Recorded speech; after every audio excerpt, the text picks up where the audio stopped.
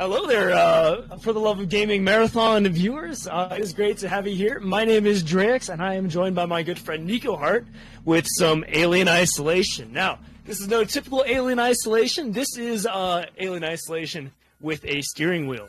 Nikoheart is an absolute legend when it comes to this stuff. He is the steering wheel god.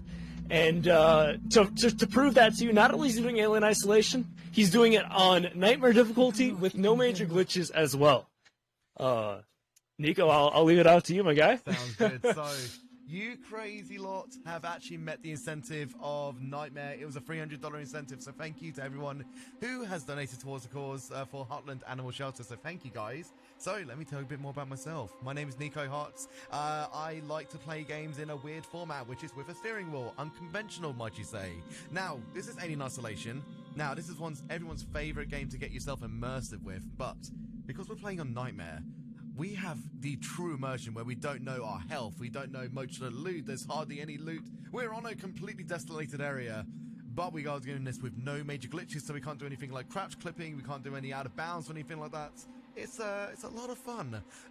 We are playing this on Italian as well, which makes it about 30 seconds faster, and that's pretty much all that we need to say getting in towards it, because this is going to be an interesting run, because I haven't done Nightmare in a good while, so I think we're all a little bit nervous towards the upcoming events that may transpire. So nervous? We're just anxious to see Steve. Oh, by the way, the xenomorph name is Steve or Steve's or Steve. I didn't say anything. Don't spoil it now. No! I don't know what you're talking about. Never mind. I have no idea. All right, so we'll go over like little bits of lore. We'll talk about the run and stuff for that. I'll give you guys a countdown very, very shortly, which will be in 3, 2, 1, and go. Pretty good, pretty good. We have to wait for a while because of that little circle in the bottom right corner. That is literally our timer to let us know. And you know what's funny, Drex, is that my auto splitter didn't work. All right. Oh, anyway. naturally.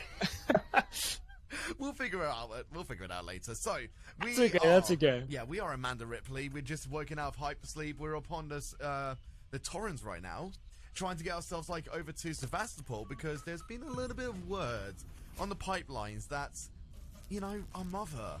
You know who exactly the mother is of Amanda Ripley. I mean, we've got some Alien fans in the chat who should know.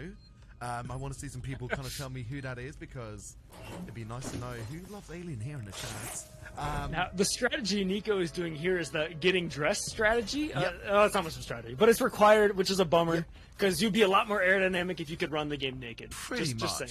And it's funny because, like, just to kind of like sideline the information for a second, you can't actually play the game without getting dressed. I mean, if only, right? If only they bug tested it. If only.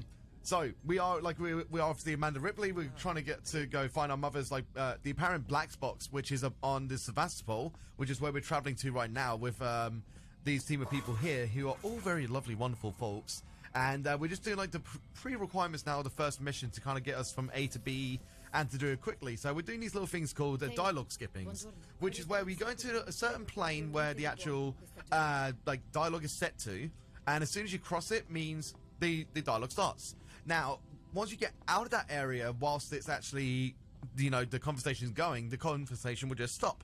And it's kind of just like, oh yeah, that must mean that the flag of the conversation means it's done, basically.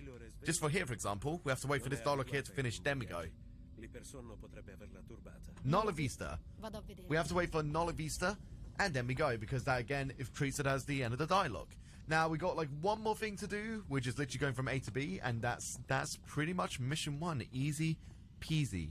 It's one of the easiest missions, and then you get into the nightmare category. Oh god. I mean, like, I'm not gonna say like I'm nervous, but I will say I'm nervous. But you know what can also help nervousness is donations towards that Heartland Animal Shelter. Yes, that is one of the best segues I've done in a while, so... I was clean, dude. I was thinking about how to fit that in there. And... I mean, we're going to do it regardless. Guys, don't forget to donate towards the cause for today. It's going to be, they've nearly met the marathon kind of, like, global total. I think they've actually met it already, but the next goal is $2,500. So can we reach $2,500? Ooh. I'll be awesome if we hit That would be dude. amazing.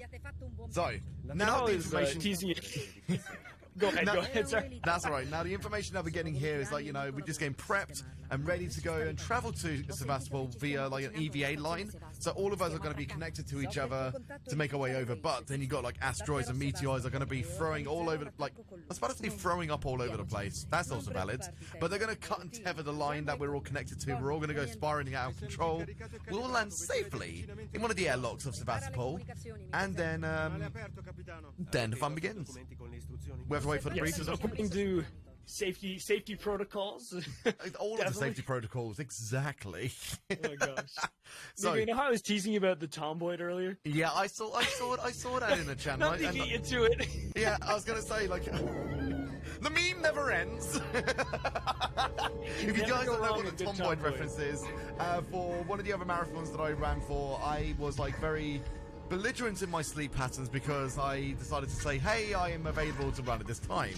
And it was kind of like maybe 7 or 8 in the morning or something like that. And then due to my sleep patterns, I didn't know what the name of a shape was. So in the end, I said tomboid. So it was meant to be a trapezoid or a rhomboid or whatever it was. And I put the two together. The meme never dies. The meme never dies. So, right, we are now in Sevastopol. We're now in Sevastopol, and that means that we've got to try and find and make our way to some kind of location that we actually need to get to find out about anything about where the black box is, because the only kind of like information that we know is that it's somewhere. So we got to try and like traverse like this like desolate area where we can't really find anybody, any humans or anything like that. So we're literally trying to find any way. Thinking the employees only, that must be pleasurable. That must be a good point of like trying to figure out where we're going to. Oh no, it's so desolate that we are falling over. You can tell that I'm trying to alleviate the scare a little bit, so... Okay, so we got to do a few preliminary things here, which is actually picking up, like, essential loot. So that little flare there is an essential loot. Because of the Nightmare RNG, it's pretty, it's not nice. So, with Novice, obviously, the loot is going to be very, very easy, and there's going to be a lot of it. So, any loot that we can find on Nightmare, we take immediately, basically. So, we're going to be coming up to, like, a first point of where, like, we can re-engage, like, power to Sevastopol, because, again, a lot of areas of Sevastopol is going to be cordoned off. They're all going to be, like, power shut off. So, it's not going to be easy. But I do see something in the chat which seems... like, you guys might have been a little bit generous, so Drex. I was just about to cut in, so Exactly. I want to give a big thanks to In the End Owl, who donated $5, saying, for the kitties! Yay. And finally, PM of Denmark, donating $50, pushing the total over to over 2,300, leaving no message, but a very generous donation regardless. Thank you so much. PM of Denmark and In the End Owl, thank you guys so much for the donations. Oh my goodness me. Well... What a good way to start off mission 2. This is a long mission 2, so it's... I just took damage, though. I saw that. It's alright, you got... Speed strats. Not speed strats, no!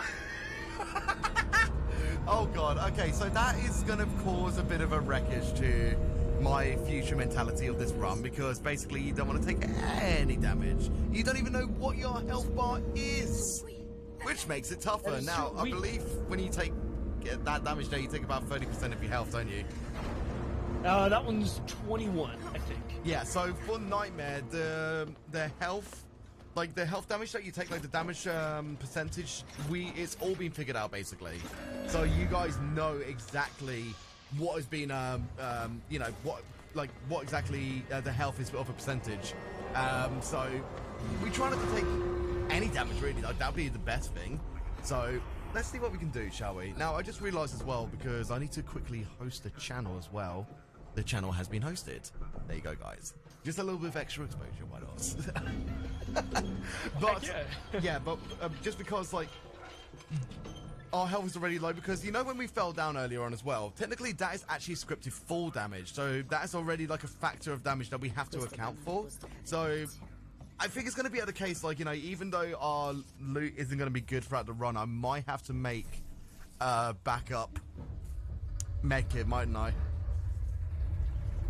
Perhaps. I know you, my usual route of this, I run on that wire and I'll get shocked sometimes. It depends what route, what strategy you go for. We'll Hey, have you to might see. be able to make it work. By the way, welcome might to require Axel. actually make it later, but Welcome to Axel. He runs away and then he First just randomly introduction to our disappears. boy. So, glad you got the. did you know that Axel is actually RNG? So the time that he runs out can be completely like off, and he could actually cause a PB loss if you're like completely on like a good like similar aspects of your run, and like you know everything's like as true to the same run as it could be. If Axel just comes out a little bit later, that could cause a PB loss because he just likes to like take his time. I was in Drake's stream the other day. By the way, you guys should go and follow Drake's as well because he's also an amazing speedrun of this game as well. I saw probably like the slowest. This is nothing against you, Drake's, but I probably saw no, it was. No, go ahead, Drake's. Oh, I was just agreeing with you. It was nuts. That was genuinely the slowest Axel I ever had. Yeah. So it probably was about like a 10-second Axel, which is probably the longest Axel leave that I have ever seen. It got to a point where you are so far in front that the visual despawn of him was so apparent, if you know what I mean. So that can happen. Right, we are now coming up to our first crucial tool of this game. Obviously, the gun is a crucial tool, but this right here is the maintenance jack. Now, this maintenance jack is going to come very beneficial to the run as well, because it's going to be a case of it's going to help us to open doors. It's going to help us to turn on little just. Oh, I know what's going on. Oh. You know what was tripping me up there for a second? I was like, where is this other, like, dialogue that I can hear? What is this other voice line that's coming on? Oh, it's yeah. I figured it out in the end. I thought I got to the stream back or something. But yeah, essentially. So this is what I mean by here. Like, we can open like the doors here quite easier with this maintenance jack, and there's going to be little different terminals that we have to turn on as well, so we can re-gauge power to areas. And it's basically an essential tool, basically.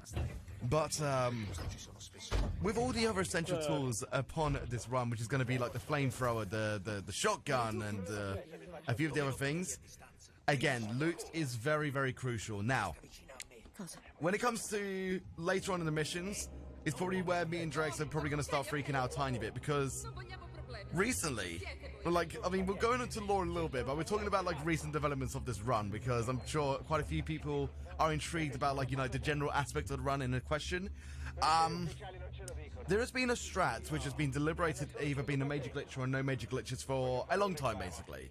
Now, this strat, which is called the Boom Room strat, which is part of Mission 10, has since been removed, which is going to make on Nightmare, of all things, probably a little bit harder, isn't it, Dre?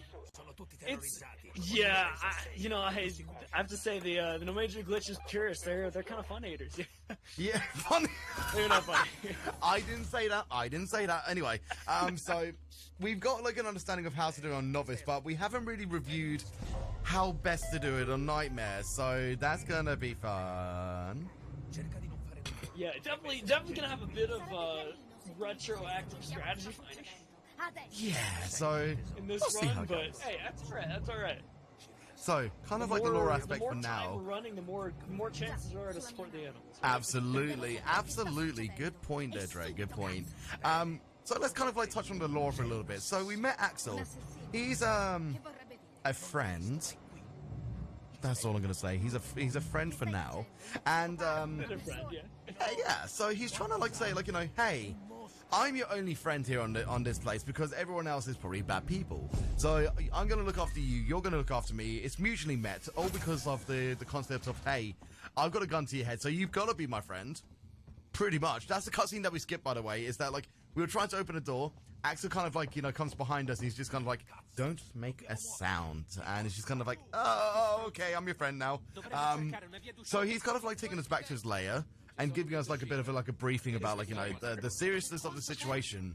Because we've got some humans here who are basically saying, like, you know, if you see anybody right now, just shoot them, because everyone that we know is like all accounted for. But if there's humans on here that aren't accounted for, then we need to protect ourselves, because we don't know what bad situations could come about from here. So yeah, Axel's telling us to go around. So we're gonna go into the vents with him, look at the cutes behind, and then make our way through to get some flashlights to help us to see in different areas. Now, this flashlight here, we are going to use once, and that's it for the rest of the run. Literally to point him to a vent, and that's all you're going to need. You know the real reason they... Yeah. The real reason they made this vent section in the game, right? Yeah, They pretty spent much. so much time modeling Axel's butt. They wanted to give us more chances to look at it. Absolutely. I mean, you see, like, the leg muscle action as well, like, trying to, like, protrude the cheeks into a better aspect anyway. Like, you know, Oh, yeah, you gotta that donate for full the detail. cheeks. You gotta donate to the animals for the cheeks, absolutely, am I right? We have red for our favorite cheeks. Yeah. So that is the only point that you'll get for loot is just there for Nightmare. Now, we just picked up the flashlight batteries. You don't need to go into this other room here, but, like, in a general aspect of, like, speedrunning, we always just like to come around in here, just kind of, like, explore around whilst he makes his way, so that's done. Here is the flashlight. It's like one of the little head flashlight lamps. We're going to turn it on. We have to load the batteries first by holding the F key. Now, again, because I'm on a steering wheel, there is a lot of different remaps, so I'll kind of touch on the base of, like, how I'm even realistically doing the wheel in the first place, because there's a few different methods that you can do this, because me and Drex both are steering wheel runners. Now, his wheel is predominantly different to mine, so his method of remapping is completely different. So I'm using a software called ReadWASD, which actually codes everything for you, because it's this wheel's recognized as an Xbox 360 controller, and that's how I'm able to use this wheel for literally anything, because all I have to do is remap the Xbox 360 controls into anything else, and I can remap into, like, say, PS4 or keyboard and mouse or anything else. So that makes it easy for me. Now, for Drex, he's actually coding his wheel with FreePy, which is like an actual coding language. So he's coded everything from the ground up to make it completely custom for him, if you know what I mean. So it makes it extremely sort of beneficial to a sense where he can have, like, you know, pure accuracy as well. And that's a nice little touch for him. And one of the other cool things about his wheel is that he's actually got a big lever that he can use for the shotgun, which is really, really cool, actually. So, yeah. You guys have to see that in some future. We have a race coming up too. Yeah, we actually have a steering wheel race coming up soon, which is going to be marvelous. We can talk about that at the end of the marathon, basically. So what the next plan is we pointed the flashlight towards here, and now we're getting a better look at the cheeks. But now we've actually going to be encountering some more humans here. Now, these humans, again, are kind of, like, very on edge at the moment. Very, very on edge.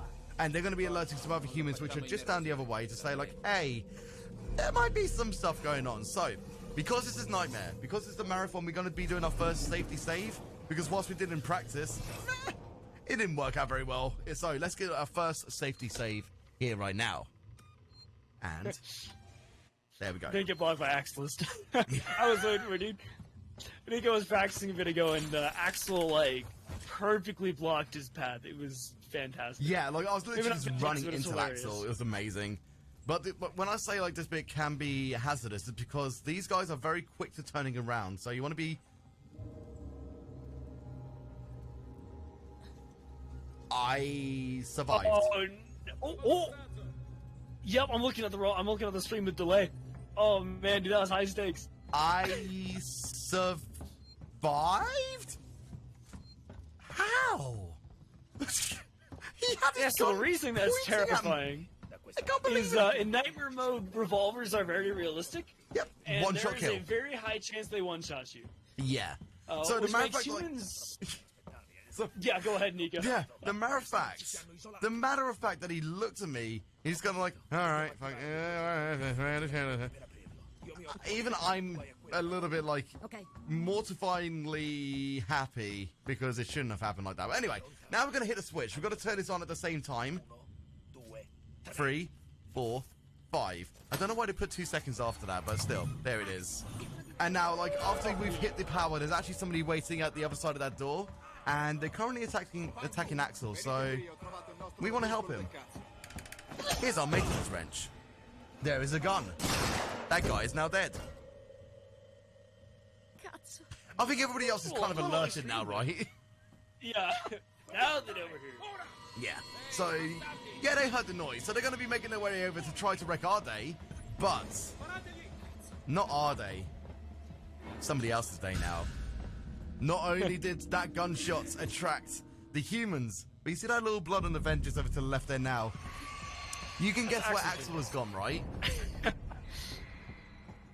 Can we get an Poor F in the Axel, chat dude. for Axel, please? Because he is now dead. Oh, Our poor homie Axel. Axel, dude. Oh man. Let's get that F's going. Poor Axel. So, big tip for if you're playing Nightmare for the very first time. Don't run now. Many people have done this and they've wondered why this happened because they're just like, but I've got nothing to protect myself. I don't even have a flamethrower or anything like that. Like, what's going on?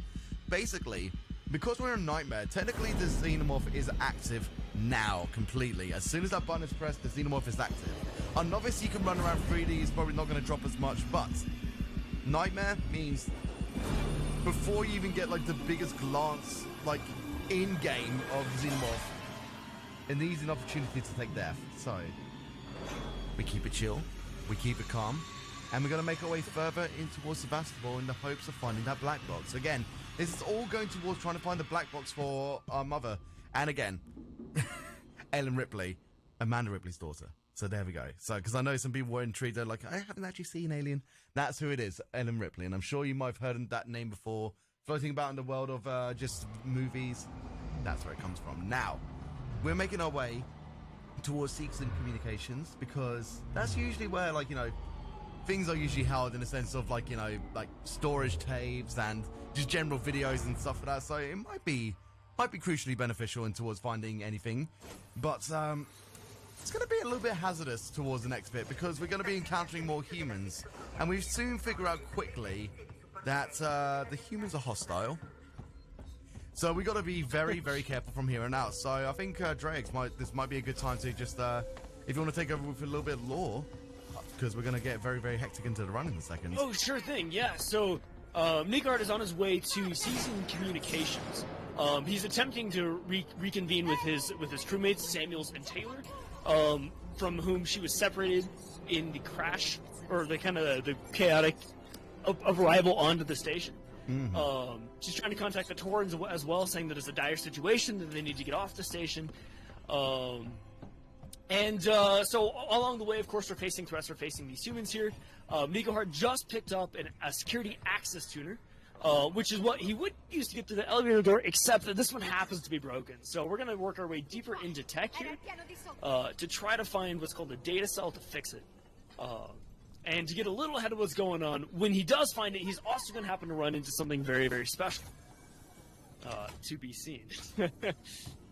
So basically what we just did there for the meantime was, like, obviously because everyone is quite high alert and they're all on that side of the room, we're going to be, like, you know, stealthing it essentially towards getting past them. Now, what we did there is the strategy, because some people are wondering, why are you bobbing up and down? That is called crouch... wait, what? It's crouch hopping, isn't it? No, it's not crouch hopping. There's another phrase, isn't it? I've completely forgotten. No, it's crouch hopping. Anyway. I should know it. Yeah, I should know it too. Like, both of our brains collectively went in that moment as well. It's been a while since we've, like, talked about the strategies and stuff like that. But what we did there, that little hop-in, is gonna, like, cause a little bit of silence in our step. It's not, like, a full silence, so it's not a major glitch. Now, here it is. This is Here's actually, that like, special item. the flight recorder, the black box, basically. Unfortunately... Yeah. It's as broken as our access tuner. So yeah, unfortunately, I shouldn't be like. You can tell that I've got no remorse in this situation. I'm so sorry. I mean, we've seen this cutscene so many times. It's like, yeah, exactly. oh, poor Ripley. Okay, we know where to go. It's just a speedrunner lack of remorse, basically, isn't it? I mean, when you play this game for the really very first is, time, we're all very emotional into the fact of, like, you know, Amanda just, like, had the opportunity to find something that may have related to her mother, but, you know, somebody's been to it already, so, and the cause of file corruption is a shame. Now, It's like, let me explain how I do this on the wheel for the hacking, because both me and Dre know this is not an easy feat to hack on a wheel. What I have to do, I don't know if this is the same case for Dre, I have to start pressing up and down on the D-pad, which is linked to the mouse movement of the up and down. So yeah, sorry, I should have explained it the first way. Turning left and right on the wheel actually correlates to mouse movement. Same for the D-pad up and down. This is how I can actually, like move more freely instead of like strafing, because the strafing doesn't really help us out too much in the sense of this run. So we primarily focus on mouse movement to use for the wheels. Now, we want to try and like re-engage, like, and turn off the security systems for this place, but we're meted by a lovely friend here. Here's where the sad trombone should be. Beautiful boy. Just to add to the scare factor. Oh man, I can't get over. I can't get over those ridges. Look at those bumps. I know. It's so well detailed for this little section here. It's so well done. It really adds a huge fear factor to just the general aspects of the alien environment, and you can see like in the way that it's moving and the hunting aspect of the xenomorph. They did it so well for this. They did it so well. Yeah, really. I should probably go the other side, so we technically would have lost a little bit of time, but we're not like officially recording the run, so I digress. I mean, Also, we'll see what if you want a safety save, don't forget. Yeah. I don't know if you were safety save. No, I was gonna, because in practice earlier on, let's just say that like the xenomorph was very, very, very, very lovely and decided to wreck my day again. Yeah. Safety save. Perfect. Yeah, So, we forgot to finish explaining controls. Yeah, so despite the fact Nico and I are on two different wheels, and we have two different methods of binding it, we agreed on kind of like a normalized set of what should happen. absolutely. Most notably that the wheel should contribute. Oh, I should probably let you focus here. I should probably get to this later anyway. No, keep on going, keep it going. Okay, for sure. Just let me know if I gotta shut up. Most notably that the turning of the wheel should move your mouse left and right, and that your movement should be tied to your feet. So if you're going forward, it should be because you're doing so with your foot. Those are the two most essential parts. And then the other things are generally make it feel like a race car, right? So. All right, now's where I I'm know going you to gotta focus. listen here. Oh wow, he's up already.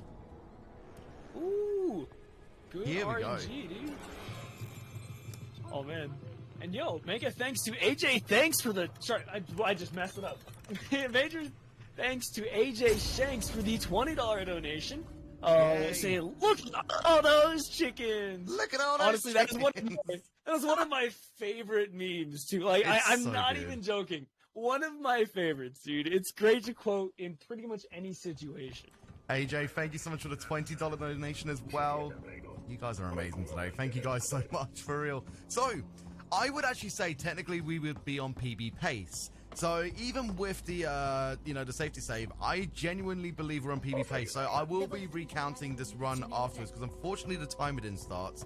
I don't know why it didn't. I realized why I didn't, because I reset my PC afterwards and I didn't turn on OBS or the live split, so that was actually my fault. Anyway, so yeah, now we are like exploring a little bit more to like actually try to get back to the season communications. So we just found a new little tool here, which we'll never be using again. Which is basically just kind of like a tracker to find out where you can see the xenomorph, if you know what I mean, because it's kind of helpful to know if whereabouts, danger looms. Is that a new word that I messed up on? Tomboys now I've looms. had friends. So my IRL name is Liam. I've had friends in the past call me Loam. I'm not exactly sure where it came from, but it was a very familiar thing to hear. Oh, unintentionally. No, there we go then. So that is the next of like the mini games that we're doing there. So you obviously saw that little hack around that little green bit. Now we've got this one here, which is where we have to line up 3 elements to basically hack the door open. That's basically 2 out of, I think it's 3 mini games, isn't it? Because the other one's in the observatory mission 16, which is a kind of like a line of circle situations, and that's it. Now, here is Samuel's. Right, yeah. No, it's not Samuel's, is it? It's Hughes, thank you, sorry. Here is Hughes, and he's meeting with an android. But then you realise, uh-oh, these friendly Joes that should be a pod Sevastopol are not so friendly. So, you can find out here that he's kind of like, guns out of his hands, there's blood on the floor, everybody do the dinosaur. Hughes is dead. Can we get another F in Chaz, please? It's a classic, just like, oh, he's dead. Nico. Oh, man. Like, I just did the classic speedrunner shrug again. I just like, oh, he's dead, alright. Yeah, Again, no speedrunner remorse, you know what I mean? So, now that we've done that, basically what we're going to do here is not make too much sound because, again, androids are not our friends here. And we want to be well out of the reign of any kind of, like, interaction with them. So, this is like, there would be another time in Novice where I'd actually be able to actually go around and collect some loot. But because of the case of, taking grabs from the androids will probably wreck a day, and plus I did take that little HP damage with the cable earlier on. I don't want to make any second judgments here because not a good time. Now we're gonna try and find a way to like actually re-communicate with Samuel's and other friend because I can't remember the name off the top of my head. Dre, if you could help me. It's Taylor. Thank you, Taylor. Yeah, See, so good story up. Yeah, so we're on our way, we're in communications, and we are, well, attempting to avoid these droids as we get back to the back room to try to see what we can do. On the way, I'm a little ahead again, because I played this game too many times. We're going to hear a distress call, which you can technically hear right now.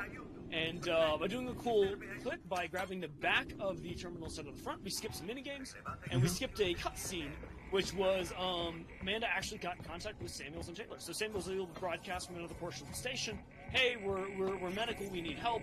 And Ripley was able to talk with Samuels there, be like, oh hey, Taylor, okay, yeah, let me come to medical, let me find you guys. And very nice, very nice. That was a top tier droid tickle.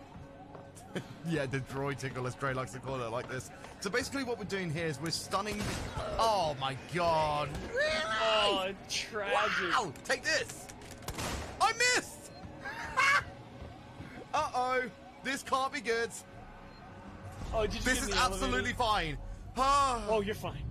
Oh, man. Trying to flex and get flexed on. Yeah, I flexed myself. I flexed into myself. You flexed too hard, dude. Those biceps are throbbing right now. So, to cut the story short, is that now the androids are painful and we don't want to take any more damage. Nick, don't do anything else. So, Yeah, you know what? 40 health, though? I'm gonna take a safety save. Screw it. Hey, it never hurts. Never hurts. Yeah, it never hurts, honestly. Alright, so and then we get another safety save is gonna put us underestimate relative to the dying bunch of time. We'll be fine. This is fine. This is absolutely fine. Now, here's my worry. Oh! Very clean. Android, please. Okay. Oh, one punch. Okay. God, that is so nerve-wracking. Like, it shouldn't be nerve-wracking, but again, this is Nightmare. Anything can happen. Especially if it doesn't like to, like, collaborate with, just general niceties of this run. So, we did try to stun the androids, there, because, like, once you stun that android, you can get past it quite easily. Now, that little movement I did, I like to call the Texas two-step, which is a case of, basically just trying to, like, you know, I'm actually gonna see if I can get some loot here. Bonding agent, I've got too much. Wise on a nightmare run, because we never know what loot we're gonna get. Exactly. So we got an ethanol there, perfect. That's good. Oh, very good. So now that we kind of know where they are, that was like part of the call that we had, that little distress call. Like we're now actually making our way to them because again, Taylor, there's kind of like an instance that they know that Taylor's not doing good. So once we go over there, we get like the full. The full 10-4 of what's going on, if you know what I mean, and see, I don't even know if that's the correct code. And then we can actually go and try and help out Taylor, basically. So yeah, absolutely. There's been a lot of like this game is great because it like it'll be super, you know, it'll just really throw curveballs at you left and right sometimes. Absolutely, and you know what's actually funnier as well because. This would surprise a lot of people who have not seen the run as well, is that Novice is actually more unreliable than Nightmare. And we're talking, yes, the easiest category that you can do in this run for speedrunning is actually more hectic and unreliable than Nightmare, because for Nightmare, everything is kind of documented. All the strats would be the consistency of the same thing. Loot would be consistent, everything's consistent. Not Novice, no. Yeah, like all the AI is really... predictable, such that it it's so sensitive that it becomes really predictable. Absolutely.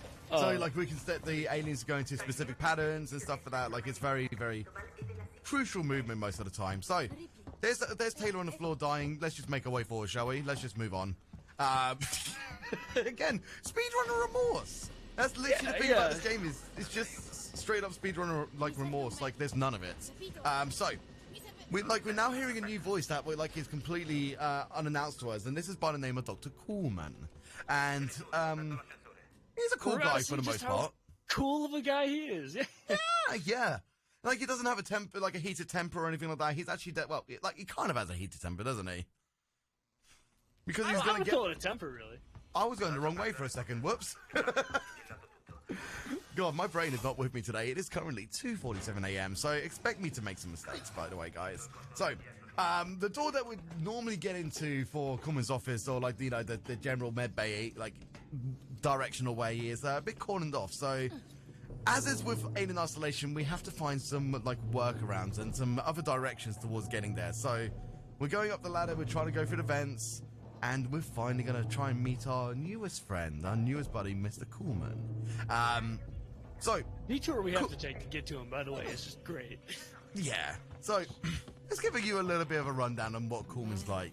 He's, a bit of a piece of poopy. Because, like, we tell him, hey, our friend's in danger, why don't you help us? Oh, by the way, get everything yourself. Literally, he's just like, you help me and I help you. Except that doesn't quite work out on the second part, does it? So, I've healed now, we'll give him which is good. You never know. It's good that I've healed now because, again, our health is quite bad. I probably should have healed saved a second ago. It's alright. Mission 5 is pretty consistent. Like even on that, it's pretty consistent. Yeah. Just don't stop running. The only thing that I need to do for consistency is make sure that I input the next codes, which is 1702. And it's not easy to do it on the wheel, so we'll find out how that goes in a second. So, Dre, I just saw something. Did you want to say anything? I was about to mention it, yeah. Big thanks to our guy Crow donating $20. Nick, it looks like the Working Joes are a bigger threat than Steve today. Awesome. Unplugged Scout. Oh, man. Like you love unplugging that cat. Crow, thank you so much for the generous donation, dude. Thank you so much, gosh. buddies. And special note to anyone else in the chat who is on the verge of like opening their wallet.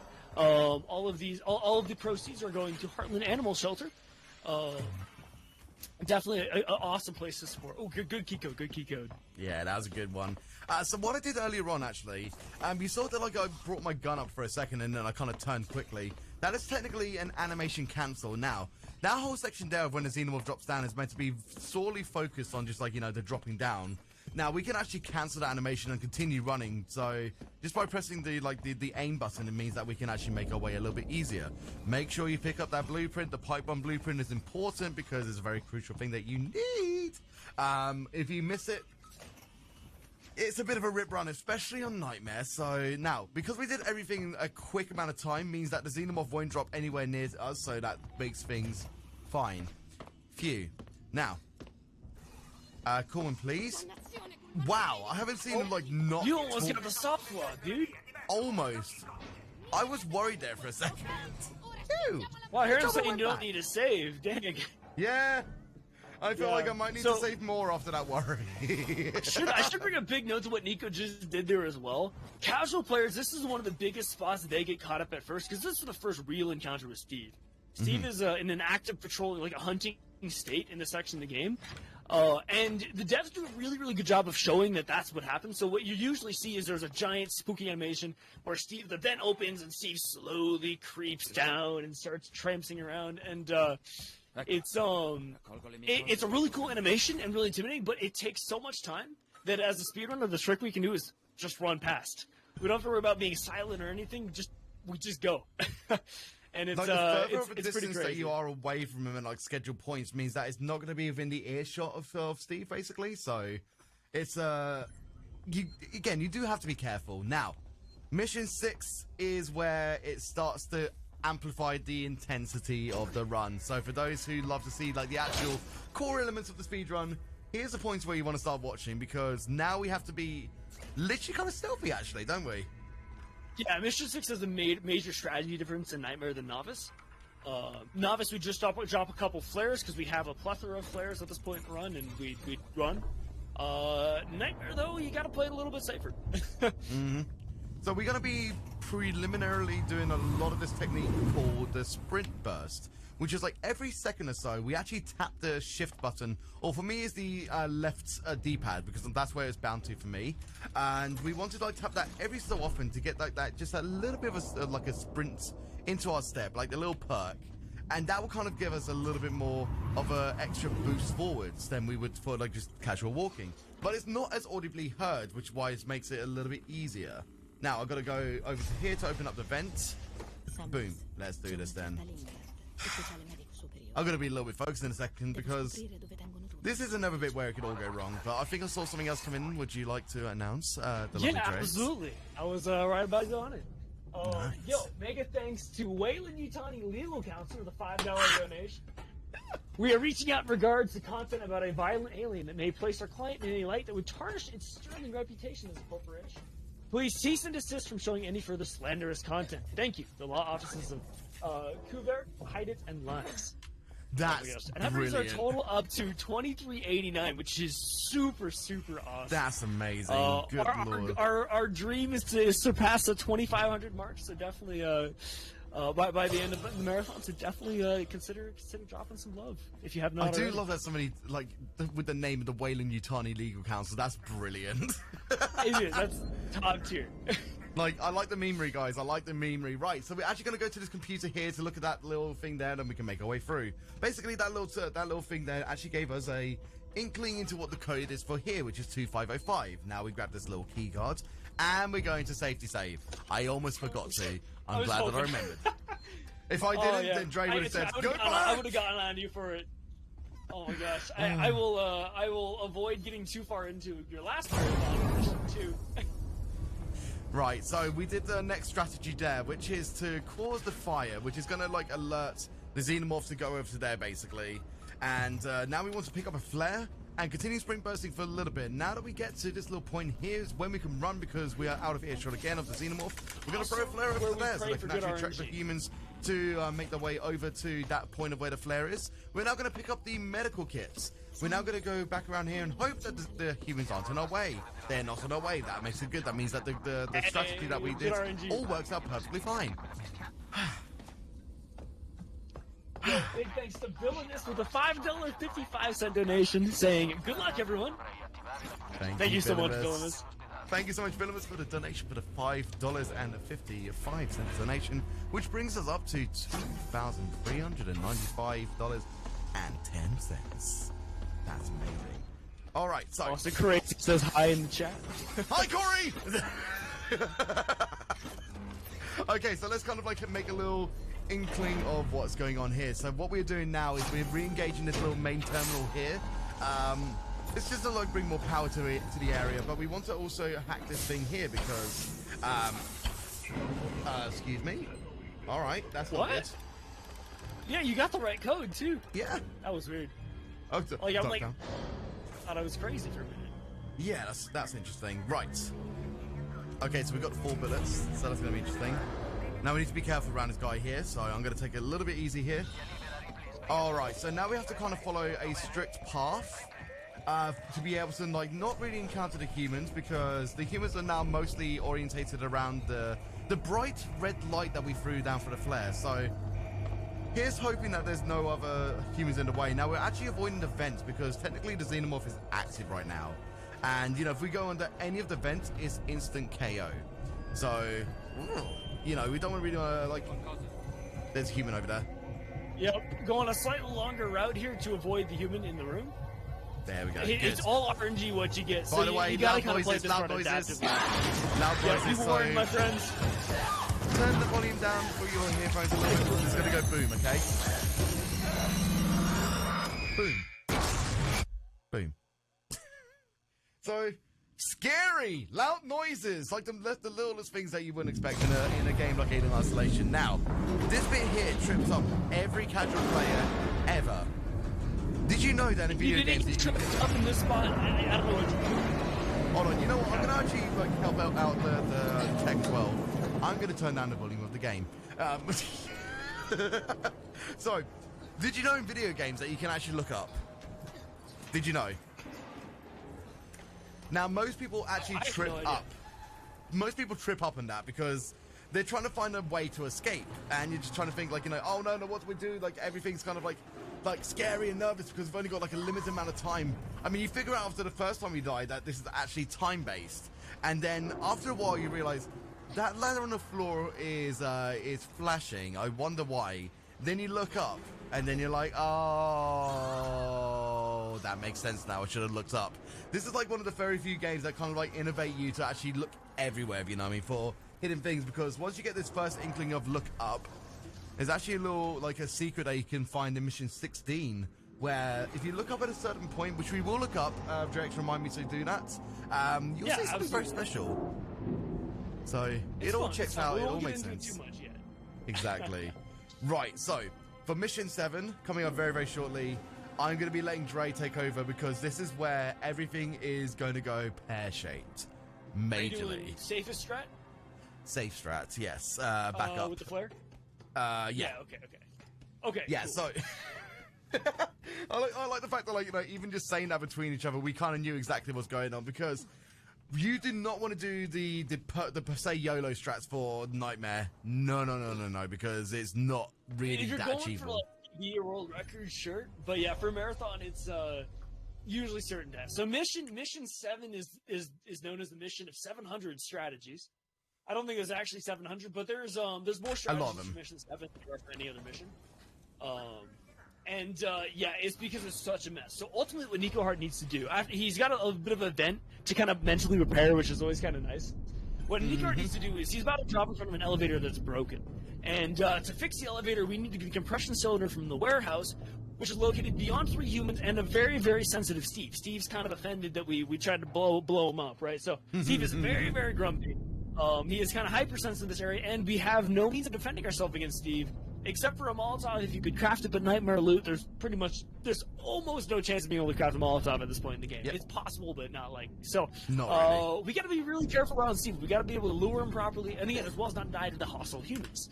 I always argue that humans are one of the the humans are actually a bigger threat than the alien in the game, because of the fact they can one-shot you from a distance. Here we go. Very nice, very nice. Here's where it gets a little bit nerve-wracking. Now, because we're doing a backup strat, for the normal strats, we'd have to shoot certain points of these areas to bring the humans towards us. But because we're doing a backup strat, all we have to do is run and to try to get up to the first floor in that little hallway that we just went through to basically make things a little bit more safer for us. We're now picking up the upgrade for our little hack tool here, which is going to help us to like hack harder doors, and that's pretty much it. But the next thing is that once we pick that up, we have to be stealthy again. We have to be very, very quiet. Yeah. So we are going to be sprint bursting the rest of the way. Now, you see that little bit of rain that comes down there just for a little section? I've always got tripped up there again thinking that must be xenomorph like drool. That always tripped me up the very first time I did this run. It's like, oh no, Steve! It's always you get an habit of looking up in this game because anything drippy is intimidating. Yeah, which is why I love Mission 14. But we'll get to Mission 14 later. 14. You guys will know when Mission 14 is there because it's my personal favorite. Absolutely, it's everyone's like most hated part of the run, the nest. So we'll get to that at some point. Now, because we've done that little hack there, means that we can run the rest of the way. We're gonna try to build a pipe bomb here for later down the line because it's good to have your items crafted ready earlier, if you know what I mean. So now that I've got it here, let's see if we can craft it. Pipe bomb. Oh my god, my loot is terrible. All right. No blasting. Well, you could get both blasting caps in the warehouse. True. Okay, so we have to wait for the third bit of dialogue here. Components warehouse, row 1 stack B, follow me. So we're going to run away from him. So, but we'll come back to him in a second. What we're going to be doing now is we're going to be distracting the humans so that they can go up to the floor, like level 1 of this whole area. Now, it's basically like a game of distraction. We want to make sure that we find ways to actually help ourselves so that we can navigate around, if you know what I mean. It's Nico, much that's your needed. original strategy, right? Yeah, this is what I first learned how to do on the wheel. Now, because we're doing novice, we can actually do a bit of a YOLO strat because it actually is more feasible now that the game is being constantly like broken down. Like somebody just got a new world record for novice NMG on the PC recently, which is we're gonna have to catch up to them at some point somehow. I guess if you're EU yesterday, but yeah, exactly. So here's the thing. Here's like where you can get two like predestined blasting caps. There is the compression senator. Once you get the compression senator, don't run. You want to sprint burst again. Here's the other blasting cap, so we can start to craft a pipe bomb a little bit better soon. Hopefully, after that, like we did all of those little things there, the humans should not be in the way. If they are in the way, hooray! But they shouldn't be, because we threw the flare quite well. That all the humans should now be upstairs. Yep. You can tell that they have done that because this is a clean floor. So you can see where the red lights up there. All the humans are currently up there. The xenomorph is still active, so we still need to make sure that we don't run about at the moment, because you can still hear him like littering about there. There's no loot down there either. Okay. You're not used to the novice. Yeah, it's been a while since we've done Nightmare, so we're taking it as easy as we can as well. Yeah, really. That was a very clean Mission 7, though, yeah. Also, with no better time, Indian Owl with another donation of $5. Dude, thank you so much. Let's push it over 2,400. I like that thought. That passes the 2,400 marker. We are within 100 of the 2,500 goal, which is super, super awesome. You guys are so generous. We're just under $100 now. $999.90 to go. Can we make it? Yes, Can we make it by the end of the run, though, guys? Can we make it? Everyone, seriously, thank you so much for all of the generosity. Thank you all so much for your generosity for this run. We've raised about, I think it's like, is it just under $200 we've raised for this run so far? I think it might. Let me add it up real quick. Maps during speedrunning, who knew? Thank you, Corey, thank you. £99 and £99. See, I don't even know. Anyway, you guys are awesome because you're raising money for charity and you're giving money, so you are legends. Yeah, hey, so if you guys imagine $99, I would lose my mind.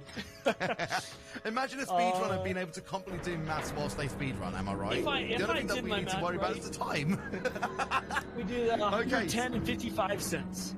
Amazing. That's amazing, guys. Seriously, thank you all so much for all of your support today, and towards the Heartland Animal Shelter as well. You guys rock. Now, we are in Mission 8. We did Mission 7 quite successfully, actually, which is surprising, because usually it doesn't go successfully. So, we've now just met up with quite a few new people who are on our side. Dre will be able to tell you about them in a moment, but before we do that, we are going to try to craft the pipe bomb now. If we weren't able to craft in that little section earlier, now we can, because in the midst of this, like the Mission 7, we actually somehow gained more loot for no reason. So we're now going to use this extra loot to be able to craft some stuff. But we are going to be encountering a human and an android very soon, so that's not going to be fun. Right, Dre, would you like to take over for this section? Too bad, but we do have a couple strategies to do. I was going to mention as well, Alien, despite the fact we have some sketchy loot in Nightmare mode, there are a few places where the exact same item is guaranteed every run of the game.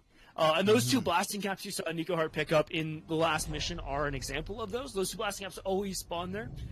And so Nightmare really, really banks off of some of the drops like this that are guaranteed, because you can use them for a specific pipe bomb or another part of the game. Now, what we're doing here is we're attempting to reactivate transit. So, story-wise, what just happened a bit ago is Nico finally got back to Taylor. Like, literally our goal of Mission 5 takes us 3 missions to actually finally get back to Taylor to get her meds. But in order for her to get healed, waits the Marshal, or head of security, or I can't remember exactly what it is, needs to take her back to the Marshal Bureau. So, but of course, Apollo, which we'll get into later, shut down. I'm zoning out, dude. It's a weird time. It's not even a weird time of day for me. Shut down the transit. So we are attempting to restart the transit here. Very nice, very nice. But of course, it just happens. You can't do a mission without there being some enemies in the way as well. So this is the slightly slower but safer strat where we use our friend the maintenance jack to take out the human and then subsequently the android. Exactly. Now, as we all know, the androids are not on our side, so basically any opportunity we can, let's wreck their day, shall we? They turn from the friendly Joes to just plain annoying parts of bodies is the best way I can say it. This game is all about flexing. Literally the primary goal in the speedrun is how hard you can flex. Exactly. Now, something that I've noticed about here as well is actually kind of pump this a little bit, because it actually makes it go a little bit faster, surprisingly. Did you know? Instead of just holding it down, if you pump it a little bit, actually makes it move a little bit faster. So, yeah, pro tips. Pro tips. Alright, so we're trying to, again, navigate around the way to actually make our way to where we want to go, because, again, a lot of these ways that we try to go are all, again, cordoned off and stuff like that. So, now that we've got the upgrade of, well, not even an upgrade, we've got a new tool, which is to basically cut into doors. We're going to be utilizing a lot of that throughout this run as well. We're actually going to get upgrades for the gas torch as well, to make it an ion torch and a plasma torch and everything like that. So, you know, we can cut through thicker doors, basically, which is going to be good times. Now, we're going to do the fun strats very, very shortly, because we have enough bullets to be able to do it. We just need one revolver shot here. Now, have you ever met an evil pair of stairs before? Type of one in chat if you've ever met an evil pair of stairs. I'm not expecting anybody to. If you've ever met an evil pair of stairs, I don't know what's going on there. So, basically, because we've met these evil pair of stairs, we're now going to shoot it, which is these ones here. I hope I hit that right. Yeah, that's fine. Right? That's a good shot. Yeah. So, because they're an evil pair of stairs, we must antagonize it and shoot at it. But the actual theory about it is there's actually humans on the other side of the stairs. So what we do now is we actually shoot at the stairs to create a bit of like a scarce moment for them. So they go, uh-oh, there's danger, we must run away. Basically. That's it's a really cool feature, because the humans are usually such a huge problem in this game, but these humans, like, literally all you need is one bullet to deal with them. It's, yeah. I wish more of the humans were like it. You know the song All You Need Is Love? That is completely not applicable in this case. Absolutely not. So, all you need is some evil stairs to shoot at. All you need is evil stairs to shoot at. But, now we're going to be if I were on top of stairs and... Oh, yeah, go ahead, Neo. No. You had a good train of thought going now. Please go ahead. If I were on top of the stairs and somebody shot a bullet at the stairs I was thinking about walking down, I'd stop thinking about walking down, personally. Yeah, I would find any other way to go for it, yeah. Yeah. I mean, it's good that we put it into, like, a real human perspective here instead of just, like, game logic, am I right? Right, yeah. So, gosh, that's we're actually such a pain, though, without that trick. Yeah, I know. Because, like, on Novice we can make it easier, because we can actually regain enough health to be able to, like, hit them and gain loot from the bodies, if you know what I mean. So that makes it kind of a nice way of, like, getting that extra loot quicker. But because, again, Nightmare, not really easy to get the loot from the body. So we're now making our way to the Colonial Marshal Bureau, where things are going to be a lot nicer for us, because we are going to be kind of like chilling for a little bit. So we can have a little chit chat with you guys here in the chat. So everybody who's in the chat who might be lurking and watching, we might have a few questions for you about, like, well, I'm not going to spoil it just yet, but the loot is so terrible. The loot is so damn terrible. Oh, it's rough. All right, do we have a medkit right now? I'm gonna heal now. We're gonna be heading to probably the best, most fun, most non-boring mission ever, which is Mission 9. This is basically every speedrunner's most, like, chill back run that you can do, basically, because it's a good, relaxing mission, and it has a key break moment. Absolutely, absolutely, and it's actually so much fun if you get it. So here's Marlowe. Marlowe is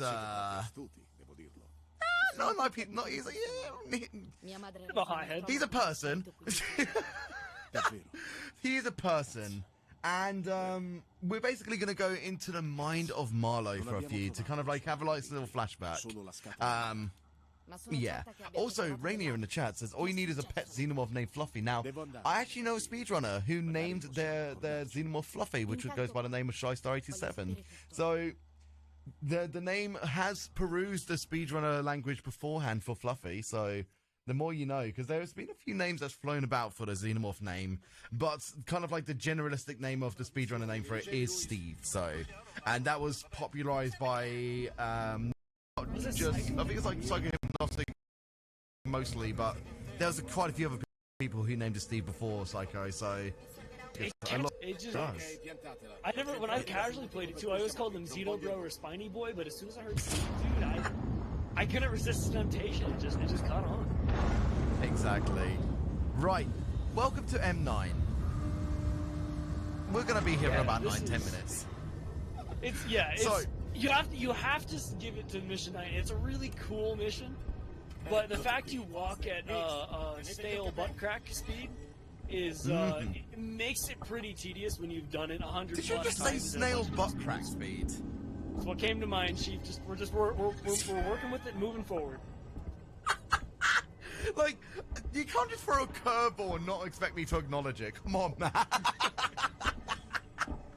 So, here is us trying to inject humor into a non-humorous point of this game.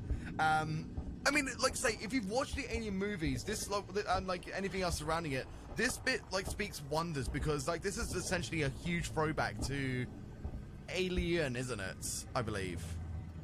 Yeah, I wish I knew my lore better. I was originally the impression Prometheus, but then somebody corrected me, it wasn't Prometheus, and admittedly, I don't know. One of the parts of the Alien franchise, and I know people are very passionate about what should and shouldn't be part of the Alien franchise, how they changed the lore, but one of the Alien movies, supposedly part of the franchise, has this mission takes from that. And exactly. This is the one mission we are not playing as Amanda Ripley. Instead, we're playing as Marlowe, as Nico mentioned. And this is a flashback. This is before Ripley and the rest of the crew got to Sevastopol. This is basically going to show us how the Xenomorph got in the station in the first place. First, we have to skip that cutscene. So the quick explanation of it is that we are exploring a derelict. This happens to be the derelict where the Stromo was, and Marlowe's crew here is going to discover a giant nest of eggs. And of course, the curious crew explores the eggs. Foster, which is Marlowe's wife, I believe in the red suit, if I recall correctly, gets face hugs, and then Marlowe goes to the nearest space station, namely Sevastopol, to try to get her medical attention. And, well, if you guys know how the Xenomorphs spread their youngins, that's how the Xenomorphs got stuck on the station. So, and if you ever seen Spaceballs, hello my baby, hello my honey, hello my right-arm gal. I always love that scene of Spaceballs, and I always think about it every single time, like in any kind of reference. I've seen Spaceballs, dude. Oh man. Dude, Dre, should we just watch Spaceballs at some point? Well, I think we need to. Yeah. In honor of this run, I think it's a predestined thing that we need to do. Yeah. But there's a cool thing about this area as well, is that, you know, whilst we are navigating around and trying to find a way to get rid of the blockage, we've actually got a nice little tool in our hands. Mostly known as dynamite. So, they found a fissure in the rock. We're going to try to explode it. We're going to place the bomb. Nico, did we just burp at the same time? Or was that a different sound? Done. No, because I just burped a second ago. We just had like a simultaneous burp, dude. We're speedrunners after all. That's legendary. We're so synchronized, dude. So that's the burp strategy. It helps you stay focused, I think. Yeah, exactly. I mean, that's why, like, we let, either of our streams, like, if we want to go fast, we have to let the flatulence go, am I right? Yeah, you can't. Gotta go fast, gotta fast. Not be focused on squeezing your cheeks. As soon as you focus on squeezing your cheeks, you lose all your focus, you get nervous, you get a little bit sweaty, it's not a good time. Now, there's an actual interesting factoid I can deliver about literally this section here. There's only about, like, less than a handful of people who have ever experienced one of the most insane things that could ever happen in the course of the Alien Isolation history of speedrunning, which is where one of the people, like the one that lifts you up there, like it gives you that little bit of a raise, will peg it at you and literally run at you in space. Like, obviously, that's physically impossible, that's realistically impossible, physically, like, you know, all the sort of things inclined, it's just not realistically possible. But somehow, the game's code, like, bugs out a little bit, that it thinks, oh, this character model was not in space. Oh, by the way, we're going to do a little sequence break here where we, like, as the opacity is loading, we're actually going to go hold forward and we're moving our way past the first person so that we can actually go in front. So, I'll revert back to what I was saying. So, yeah, there's only a handful of people, or less than a handful, who have experienced the running human in space. And I am one of those people. It still surprises me to this day, but I've essentially never that's a running, huge time save. But yeah, What's it the is. story? It's crazy. Like if you want to shoot for Mission 9 IL world record, just keep grinding for Runny Boy. Honestly, I should probably submit that. Like, if I can just submit it on, like, I don't know if the VOD still exists or where it belongs to. If I can find it, I will. But essentially, that would be an IL world record because of just that little glitch there, basically. And because it's like it's non-replicatable, it's not essentially a major glitch. It's just a minor glitch that will happen on the most random course of like a game wanting to behave like that, really. So it's super peculiar. Right, this is what we're ascertaining to the lore, and like some people like are passionate about. We are now entering this whole space, like this whole like ship, basically, which is belonging to the xenomorphs and stuff like that as well. It's the derelict, as it's called, the derelicts. Now, some alien fans might know this a little bit more than I will, because again, my alien lore, and same for Drake's, is not as up there as it has been recently. It's not because up to again, par. Yeah. I mean, like I like, knew some it better at future one coming point. runs, some future coming runs will probably require us to learn the lore just a little bit more so that we can actually accurately commentate stuff for that, because I don't think we've thought about like extra commentators for our upcoming race either, so we might both have to just like get our lore on point, if you know what I mean. But this is a cool little bit here. This is a cool little bit here, and this is like we're both so talkative. yeah. Our So commentator here we wouldn't go. get a This chance is to the say navigator, isn't it? From what I remember.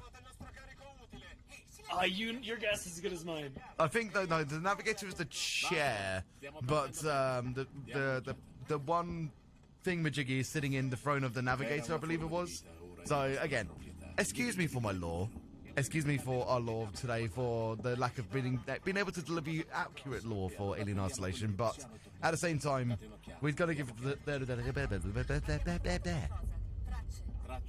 That's all I'm going to say. That's the end of my sentence, okay? That's the one, yeah. The engineer, thank you. The navigator sitting in the front of the engineer is sitting in the front of the navigator. That's the one. Thank you. Thank you, Rainier. Yeah, call them engineers. Yeah, that's what they are. And that, like, the throne he's sitting in is called the navigator. That's, I believe, is correct. I think, anyway. So now we're waiting for another lift up here. Now, where this guy comes up to is RNG as well. So that was the best RNG that you can have there, actually. Yeah, that's awesome. Yeah, so sometimes he'll come a little bit too quickly, and he'll just like bugger off like somewhere else, if you know what I mean. So if the point of the dialogue finishing is where he's still on his pathway to you, that is honestly great RNG. They created humans and sent the xenomorphs to destroyers when they realized that they made a mistake. Ooh, lore. Very cool. I like it. Gosh. I like. So yeah, like Nikoheart has the Runny Boy for the one lift up. I have gotten a unique feature for that lift up as well. Not nearly as cool, but I've managed to soft loft. Wait, you managed to soft loft that? Really? I did, yeah. I stood in front of him at like just the right angle, and he froze. He just stood there blinking at me, like he was. That's cooler. the first I've ever heard of a soft lock there. So, all right. I was full surprise. This game is full surprise. I don't know what I'm saying. Yeah. So we touched this little thingamajig here. Basically, this has been casting like a beacon signal, and obviously we don't want anybody else to really know like our whereabouts, or like, you know, like they don't want that signal to be broadcasted anymore. So by touching that liquidy presence, it just explodes and then it turns off. So now we're actually going to be going back to our friends who've actually set up a winch to kind of explore further down into the derelict, which is where, as Drake said, is where all the eggs lay. And so, you know what? Shall we show the cutscene? We haven't seen the cutscene in a while, and it's a very sort of like good explanation for, like, you know, exactly what it is. And seeing as we're not really Totally going to your count this as call. We're Yeah, I putting the think- caveat that watching the cutscene is not speedrun strategy because the timer Yeah, will still be going. so the thing But- about the cutscenes is that it does account for game time and everything like that, so we don't normally watch cutscenes. However, because this is a nice marathon run and you guys have been very awesome with your donations, we're going to show you this little cutscene to kind of give you a little bit more of a hint of what's going on. So, We're also making our way looking really good downtown. on time too. Yeah. Like, I wonder if even watching the cutscene would still be technically PB. I kind of want to recount this run afterwards just to see if I actually managed to get a realistic PB, because I don't know what my steering wheel nightmare PB is, but I think it's like definitely I can look it up. quite bad. Yeah, that'd be great. Yeah. I know that it's not great because like you can take so many deaths in this run, if you know what I mean. It's not kind to you towards the end of the run. So, Space Jockey, I believe, is the first term though, as the engineer was only named in Prometheus. Right, fair enough, Bentamaru. Thank you so much for that information. Again, good for us to know because then we can actually give correct lore when we do some future marathon runs as well. So, now, I made the mistake of accidentally crouching before I went down the winch. Unfortunately, because I'm crouched, that means it'll take a little bit of a moment for it to realize, oh yeah, you can uncrouch now. So that's technically a time loss because now, actually, am I crouching? Yeah, I was crouching. So a little bit of a time loss there. So you can see all of the eggs now, and they're just exploring around going, what's all this? Here we go. Here's a cutscene for you. Your PB, by the way, as it starts, is 3 hours, 19 minutes, and 59 seconds. Thank you for letting us know. I need to sneeze in a bit. I need to sneeze.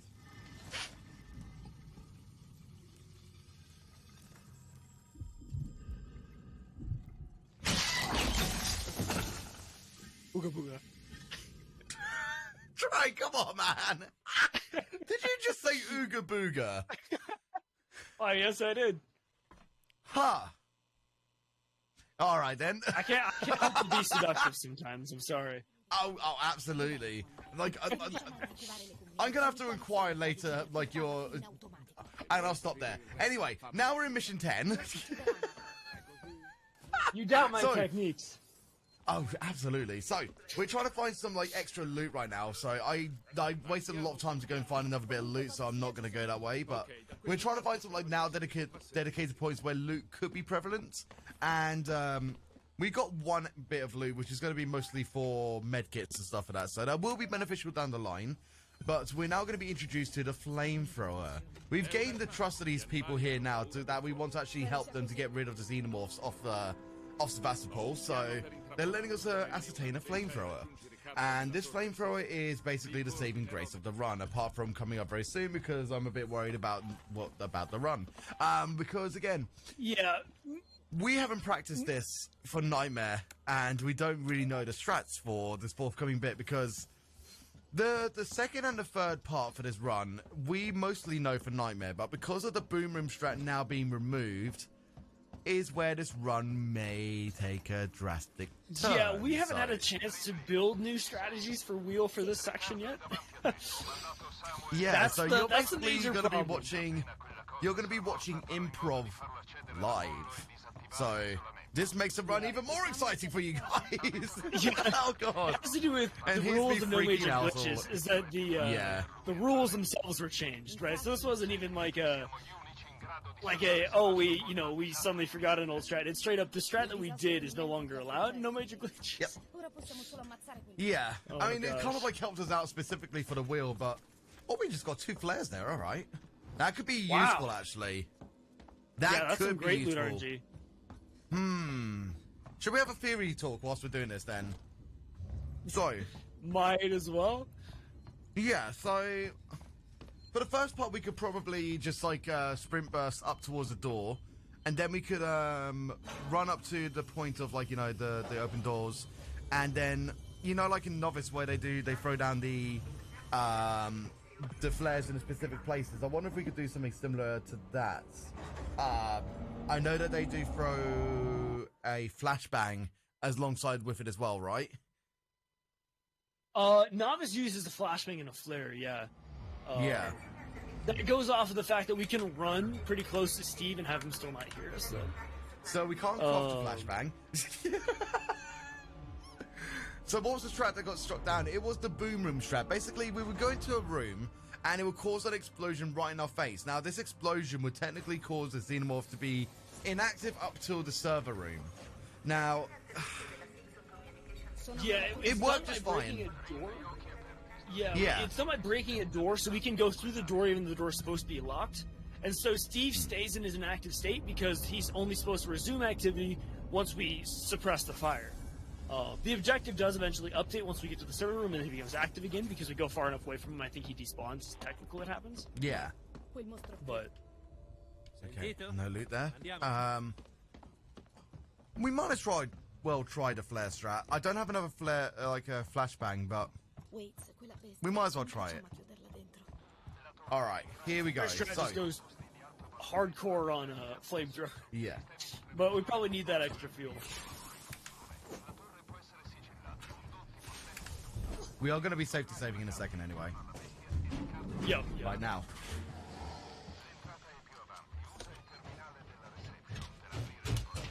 No!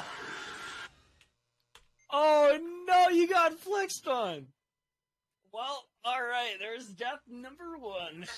There's death number 1. Let's get the tally going, my friends. Oh man. Oh, good. I was even thinking that was early for the safety save, but I was wrong in that one. Yeah. So, we're going to have to re-theorize. We are going to have to look into this because I think in one of our future runs as well, there is a nightmare incentive, Dre, so we are going to have to theorize this, like, immediately, very soon, after this, probably after this run, actually. We're going to have to do some strat finding, for sure. Yeah. I expect a little bit of a drastic call after this, anyway. Yeah, so I'm actually going to run into... What I'm going to change my method here is, instead of running a little bit earlier, I'm going to run up to this point here.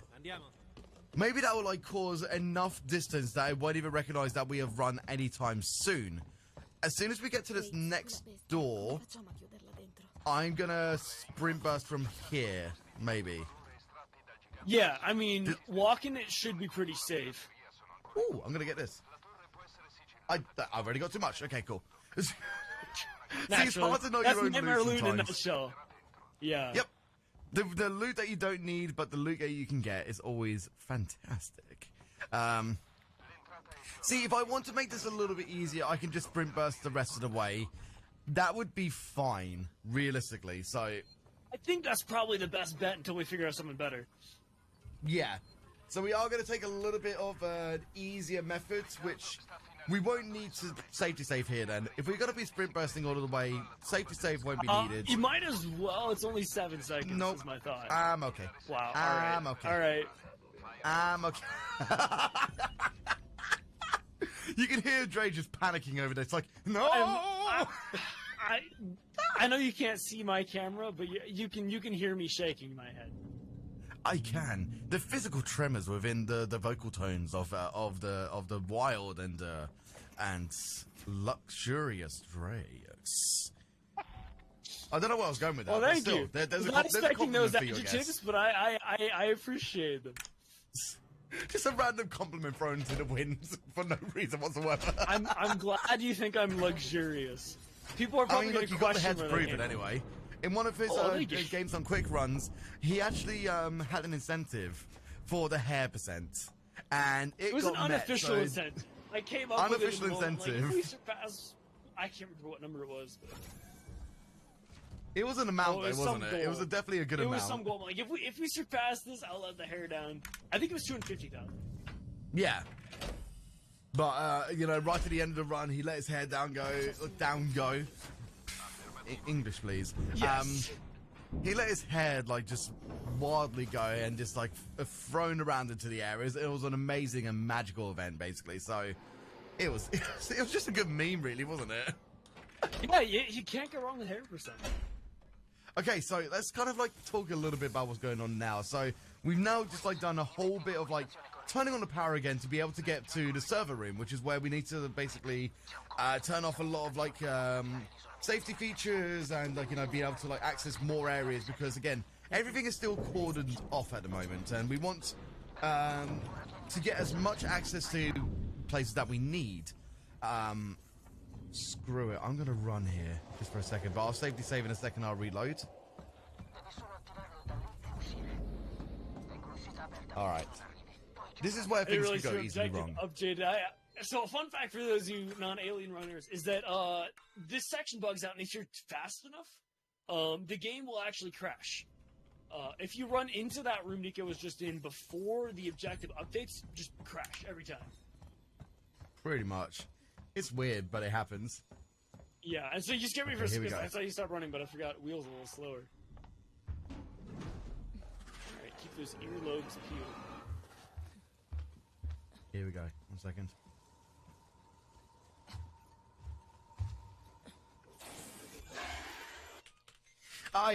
No. Did he drop behind you? He let me know that he had targeted at me, so no go. Oh, basically. no. So yeah, that's basically a no go. So here we go again. Oh, it was a good attempt. Death 2. All right, he's in that room now, which makes it a ton easier. Yeah.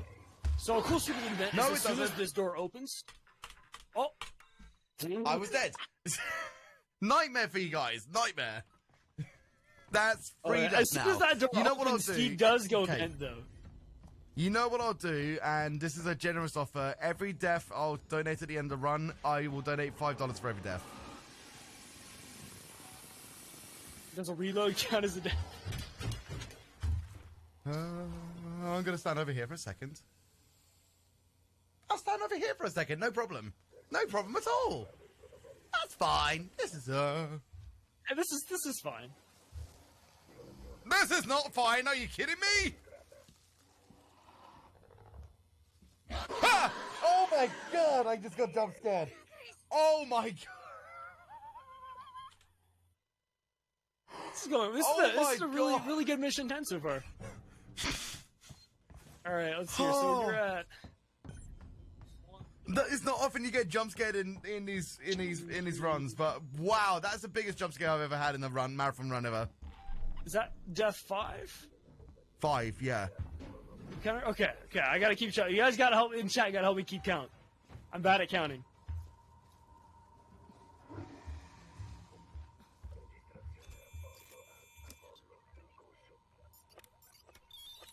Oh, Doors open. All right, my cool. My poor heart right now. Good lord. Steve is now a scripted event. I'm fine donating for the deaths, but I'm not fine about getting that huge jump scare. Jesus. That just means you're out Wow. of practice. No, it's just the Xenomorph is not being kind to me. I have enough essential practice of things. I can't anymore.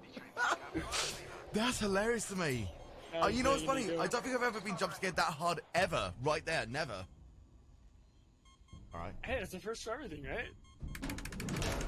So the reason that we're doing that there is that we want to draw the Xenomorph to come over to this point, to be able to try to find us, and then go, okay, there's nothing here. We're gonna make our way around, and it's gonna try to alter the paths of the Xenomorphs a little bit, if you know what I mean. It's helpful for us, but we are gonna go to the save point again, and then we're gonna resave because that's gonna help us for the next line of strats, which we're gonna be doing a backup strat again. Very shortly, but the server room is not fun and Nightmare. On Novice is extremely easier. We've now just turned off a whole load of oh, hold on. I should have been crafting then the whole period of time, shouldn't I? I should have been crafting. That's alright. We'll be fine. We'll be fine. Maybe. I'll laugh when you die. Okay, so I'm now gonna do a save load here. Oh my god, my heart is still freakishly beating at the moment. I've never been scared that hard before. You that was a jump scare while you were actively staring at the Xenomorph too? I mean, those are the scariest it's just because ones. of how, yeah, it's just because of how rapidly he turned at me. If you know what I mean? All day, sorry. It was just a lot to handle. Okay, so here comes the backup strat. We're gonna run down to the bottom here and stop running. Sprint burst for a little bit. Get up to the top of the stairs and hope that we get the right kind of RNG. Alright, so the RNG is weird here. So we're going to run up to a little point here and then crouch. Gonna hit him. I won't And lie, then we're this is gonna the make first our way I've through. seen this strat. But I like it. You don't technically have to hit him there, but I feel like it's just a nice little way to get your revenge, especially if you get jump scared like that, am I Jeremy right? is notorious for ending runs. Yes, exactly. So We just I murdered kind Jeremy, of by the got way. lucky there. I kind of got lucky there, basically, with the fact of the guy who was turning around at the last second didn't actually shoot at me, so that's good. Now, welcome to Gemini. Gemini is once again a lot of fun. would you like to take over for a short section here about Gemini, Drex? Yeah, so honestly, in No Major Glitches, I argue that Mission 10 is the hardest mission, and Gemini is the hardest. Well, I mean, I don't know if it's the hardest. I don't know. All the sections are hard, but it's one of the hardest sections of Mission 10 as well. We have to go through quite a few loops here because we are attempting to activate we're attempting to bring power to the KG-348 labs. KG-348 being the name of the gas giant around which Sevastopol is orbiting. Sevastopol has this kind of a basically ejectable lab that they use to study the planet for mining resources, according to lore, and yeah, so it ejects from the station so you can get really close to the planet, and then supposedly you can fly back to the station, and scientists can be all happy that they got some cool data. This is since Plan A didn't work. The original plan was to trap Steve the Xenomorph in the server room. According to Waits, there's a piracy protocol that means you can completely lock down that section of Sevastopol. And so yeah, the goal was to lock Steve in there. That failed because we couldn't get out. So Ricardo canceled the lockdown, let us out, but of course Steve is still following us. So the backup plan now is to go to KG-348 and attempt to get Steve captured in the lab and eject the lab off of the station, drive it directly into the gas giant, and boom, the station's safe, right? No problem. So we have to go through a lot of things here to power up the KG-348. And that's what we're on to now. It requires a lot of back and forth, which is inherently what makes this really deadly, is because back and forth is where we cross over Steve's territory instead of having him continue to trail behind us. I hope I explained that all right. That was very, very well in depth, so I think you did extremely well there, buddy. Okay, perfect. Thank you. So I like that, covered like a huge future point of the lore as well. Now we do have to be careful here. Screw it. I'm actually gonna do this. Uh-oh. It's a good flex. That's not what I wanted. No. Okay, so Pannon's technically off. What you'd want is for him to drop just there so that he could actually we could use that little flame canister to be able to shoot him back upwards. Now I'm gonna avoid the vent here. And I'm gonna safety save in a second. Yep, great spot to safety save. Here we go. Good. He's up on the top floor, so that's fine. If you save before the top section, it can completely mess up your cycle as well. Absolutely, yeah. So you want to safety save just here, primarily as the final case in point. Now this is where we use the pipe bomb, which I have. So we go 1, 2, 3, 4, 5, 6. Get our flamethrower immediately because he's now kind of aware of where we are. He's gonna alert the Xenomorph. And so what Nico's doing here is it's an anti-soft lock measure in the game, where if that droid is killed, so supposedly you need that droid in order to be able to get out of the section. So if the droid is killed, then the objective won't progress, and you can soft lock the game by trapping yourself in there. That's the soft lock that the devs found. And so what happens if you kill the droid, the doors just automatically open. It's great for speedruns because it's considerably faster waiting for the droid to do his own thing. Nice. That was actually a very flawless Gemini for Nightmare. That was really good. Was an impressive Gemini, especially for being out of practice in Nightmare. Yeah, I guess in retrospect, the sketchiest part was Lorenz. Yeah, literally. The sketch part was Lorenz. I mean, that's the only one we have to worry about. That was where we did know the strats, right? Yeah. So once we managed to figure out the I ran too much. That's what I did. Hey, buddy. Is that 6 steps now? And that is 6. Hey, that's going to be $30 more to the charity. Hell yeah. Hey, boy. So I'm an idiot. I'm stupid. I did look like you ran a little bit far. Tell you what I messed up on. Basically, at the end of that dialogue section is when you're meant to stop running. Guess what I did? I didn't stop running. And that is the end result of what happens. The more you know, because I haven't done that in a very, very, very, very, very, very long time. So this is actually kind of comical to me that I managed to mess up as such. Hey, it's all good. Happens to the best of us. Oh, sure. Not just because I'm doing my own quote 114, which is I'm stupid. Anyway, we're going to be doing another sort of predetermined strat right now, which is kind of everyone's favorite for when you do Nightmare, because if you get this into the right pattern and order, it's just a lot of fun. So It is, yeah. here we go. Here we go. What we do is we shoot off to the right, and then we've like wrenched this 1, 2, 3, 4. Well, like 3 is fine. We're gonna run over. Oh, that's exactly where we want it. Yep, if he up vents right there, it's smooth sailing for a hot minute. He came in a little bit further than he should have done, but that's fine. Hey, it wasn't death number 7, you're set. I mean, it wouldn't matter if he was death number 7. It was more the fact that like he should be outside of that little area, but he was inside, so that was scary. He was alerted by your wall. I'm gonna safety save. I'm gonna safety save. My poor heart right now is literally beating like a little hamster in a little cage. You know, like the little spinny wheel. Mission 10 is such a mess. It's just so scary. Honestly, for like a speedrunner who's been doing this for over a year and a bit, like it's just even this bit still like gets me on an edge, if you know what I mean. Oh yeah, oh yeah. I don't know why. 1 second, guys.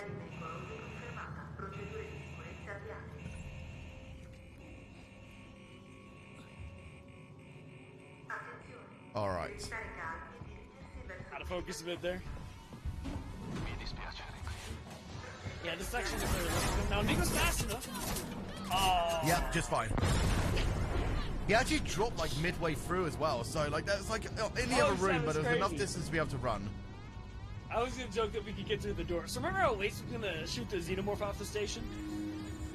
He decided we weren't fast enough and decided to shoot us too.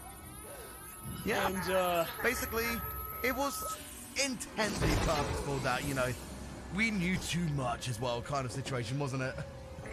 yeah, we were the lure. Yeah. We were the bait. We were the one to just like take the rest of the brunt of the action of the xenomorphs, and it's like, don't. No, he's right there. That almost sounded like he actually Hey, big guy. had noticed me there for a second. I'm gonna be careful. I can't hear your game, so I'm just going off what I see.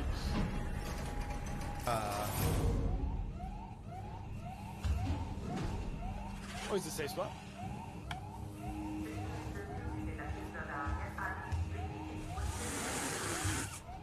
Ah! Oh, Give me a second, guys. He needs a minute to clean his pants.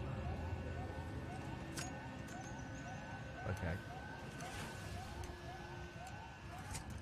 Alright, hold on. I'll explain what I'm doing in a second. Waiting for the drop. I mean, to vent up.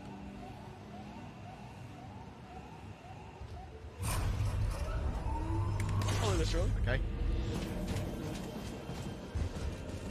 Now we can go. Alright. We basically, like, as soon as we hear the airlock opening is when we want to shoot into there, because it's going to make the xenomorph vent up so that he'll go into the location of the vent that we were, which means that we can just run to the door quicker, if you know what I mean. That's kind of what I was doing, yeah. but I wasn't sure about where he was dropping escape beforehand, which is why I went up and out of the vent. And then I saw him, I was like, nope, I need to go back in. Skip the cutscene. Goodness me, Beautiful. that was That a concludes nerve-wracking Mission M10. 10. That concludes Mission 10, a very nerve-wracking M10 at that. But now we've got, like, the lesser majority of worry in our minds at the moment. So, up till Mission 11, we have got, like... station, right? Steve is gone. Yep. It's safe. It's Yep. smooth sailing. Exactly. So Game basically, ends what we soon, just did right? there was we were in the airlock so that we could get out whilst the rest of it is spiraling into that like out of control situation. So hopefully, you know, fingers crossed, you know, we managed to just luckily get back onto Sebastopol as well, because at the point of like leaving the airlock, we just about got enough like velocity into like directing ourselves towards the airlock of Sebastopol. Well, the outside of it, so that we could open it up. So we're just about alive. We are just alive after all of that. So now we've got some angry and stern words to Marshall Waits. We got some angry words, don't we? Angry, very, very We're angry done. words. Yes. But because we did all that, we've now got a new gun. Feels good, man. Feels very good, man. We've got a shotgun this time, and these are a little bit nicer. I was going to do the magic strap, but I didn't do it in time. Basically, supposedly, if you shoot that door in that time, then it makes this a little bit easier, but apparently it happens. Okay, I'm going to go this way. And hopefully for the best... oh, there you go. Yeah, how's this? Ooh, phew. Alright, I wasn't sure because basically the androids can join you in there. And again, you have to kill him to actually advance, if you know what I mean. If you don't kill him, then you're dead. So I was kind of nerve-wracked to see if I actually made my way through. I just did, so it feels good again. Can I go and cry for a second, please? God, this is generally like one of the most nerve-wracking runs. This is honestly one of the most nerve-wracking runs I've done in ages, purely because, again, it is Nightmare, and I'm so out of the loop with it. So you guys have been like... keeping me on a good vibe right now. So, Drake, thank you for, like, giving me that, that strength that I needed! Okay, so mission 11. So you just saw there's a load of humans in that area there. They're kind of, like, patrolling, again, to make sure that, like, you know, there's no xenomorphs, no human, like, bad humans or anything like that. So they're, like, and then they kind of saw us through the gate. And they've realized that there's now a technical threat on board again, because they haven't really been clued in by... you know, the good people that we are association with, that's, you know, that we're there to actually help. So now they're going to try and wreck our steez, even though we're trying to wreck Marshall Waite's steez, basically. Now we're going to be doing another kind of like little speedrunner strat here, which is to bring the essential, like, tougher guy out of the reign of things a bit more forward towards us so that we can kill him first. Everybody else is not really a bother for us. I'm going to be doing a safety save here to make sure that we can actually... Good call on that, like, you know, we won't have to restart... Yeah, so we don't have to, you know, make too many backups and stuff like that, like, or, like, you know, have to go all the way back to the beginning of the mission, because that is a bit of time that we entail to actually get to here. Now, I'm going to get my flamethrower ready. Yeah. I'm going to go and get my flamethrower here. And now, what we do, we turn around and we whack this side here to draw attention. We're going to now do this little pull-down terminal here. We're going to try and whack 2 more times on, like, different areas. And that should be, like, the right amount of... right amount of whackage. Yeah. So if we just did it all right in time, we just now do 2 quick shots and a hit, and he's dead. Basically, that's all you need to do in this section. Why is my D-pad going up like that? What was my D-pad doing there? That was weird. I was trying to, like, run, but it kept on trying to push me up there. I have no idea what was going on. So blame the wheel. Oh, God. Hey, at least your D-pad hasn't fallen off yet. Yeah, I was gonna say. Like, at this rate, Drake, so you're gonna have to, like, build me one of your little pads or something like that, aren't you? Or alternatively, I could get like an extension. Oh, what? Oh, hold on. Tickle. There we go. That guy can also wreck your day, so shoot him first. What was I gonna say? I should probably try and make like an external like D-pad just for, like, you know, because the thing about these D-pads, did I just raise him enough to actually get by him? I think it buffed his shirt. Buffed? I think you What's the word? I got so lucky there again! What is with some of this, like, dumb luck occasionally? Now, is the sniper going to be a problem here? Oh, yeah. Pray for us. So this is another We've brought RNG about a event. sniper. Sometimes. Yes! No sniper! That spawns in here. Perfect. So, basically, the sniper is essentially the revolver guy. The revolver guy, again, is very, very, very good aiming on Nightmare. So, if you get, like, killed by that sniper, it is immediate rip and game over. So, you do not want to have that human in your way. So, luckily, we are all Gucci, and the rest of Mission 11 is pretty damn chill at the moment. So, yeah, it's no complaints at all. Kind of an auto-scroller, so you can actually run. Auto running, kind of. No. Yeah. Yeah, auto runner? All right. I don't know. You're an auto runner? Isn't that just called Tazbot? Maybe, I don't know anymore. Yeah. Also, it's very easy to accidentally press, like, the button for that PC, and that's, like, a huge time loss for accessing the terminal, because you have to obviously go into it, wait for the animation, and then go out of it. So, if you map your mouse wheel to the E key, Because like some people use it to like obviously go up the vent by using a wheel, and then they accidentally wheel it too much, and then they look at the PC. When you're using mouse and keyboard, you can actually remap a lot of the buttons to make things so much easier for you. And obviously, one of the cases of remapping is the case of putting the E key on the mouse wheel. It's pretty damn decent, actually. All right, so what do I need now? Is it it's a blasting cap for the Molotov. I need to make a noisemaker now, so that's going to be crucial for mission 15. I think that's all I need to make for the meantime now, isn't it? Yeah, what did you say want to do something for 14. Some what? I missed what you said. What did you say? I somewhat do it. I have a doggo, Gracie. I adopted her just 6 months ago. She wasn't from rescue directly, but the previous family could take care of her. And the previous family did get her as a rescue, so she's technically a rescue. She was just in my room too. I should have her speak. That's lovely, dude. Unfortunately, I don't have any animals of my own. For the sake of, like, I'm actually allergic to cats.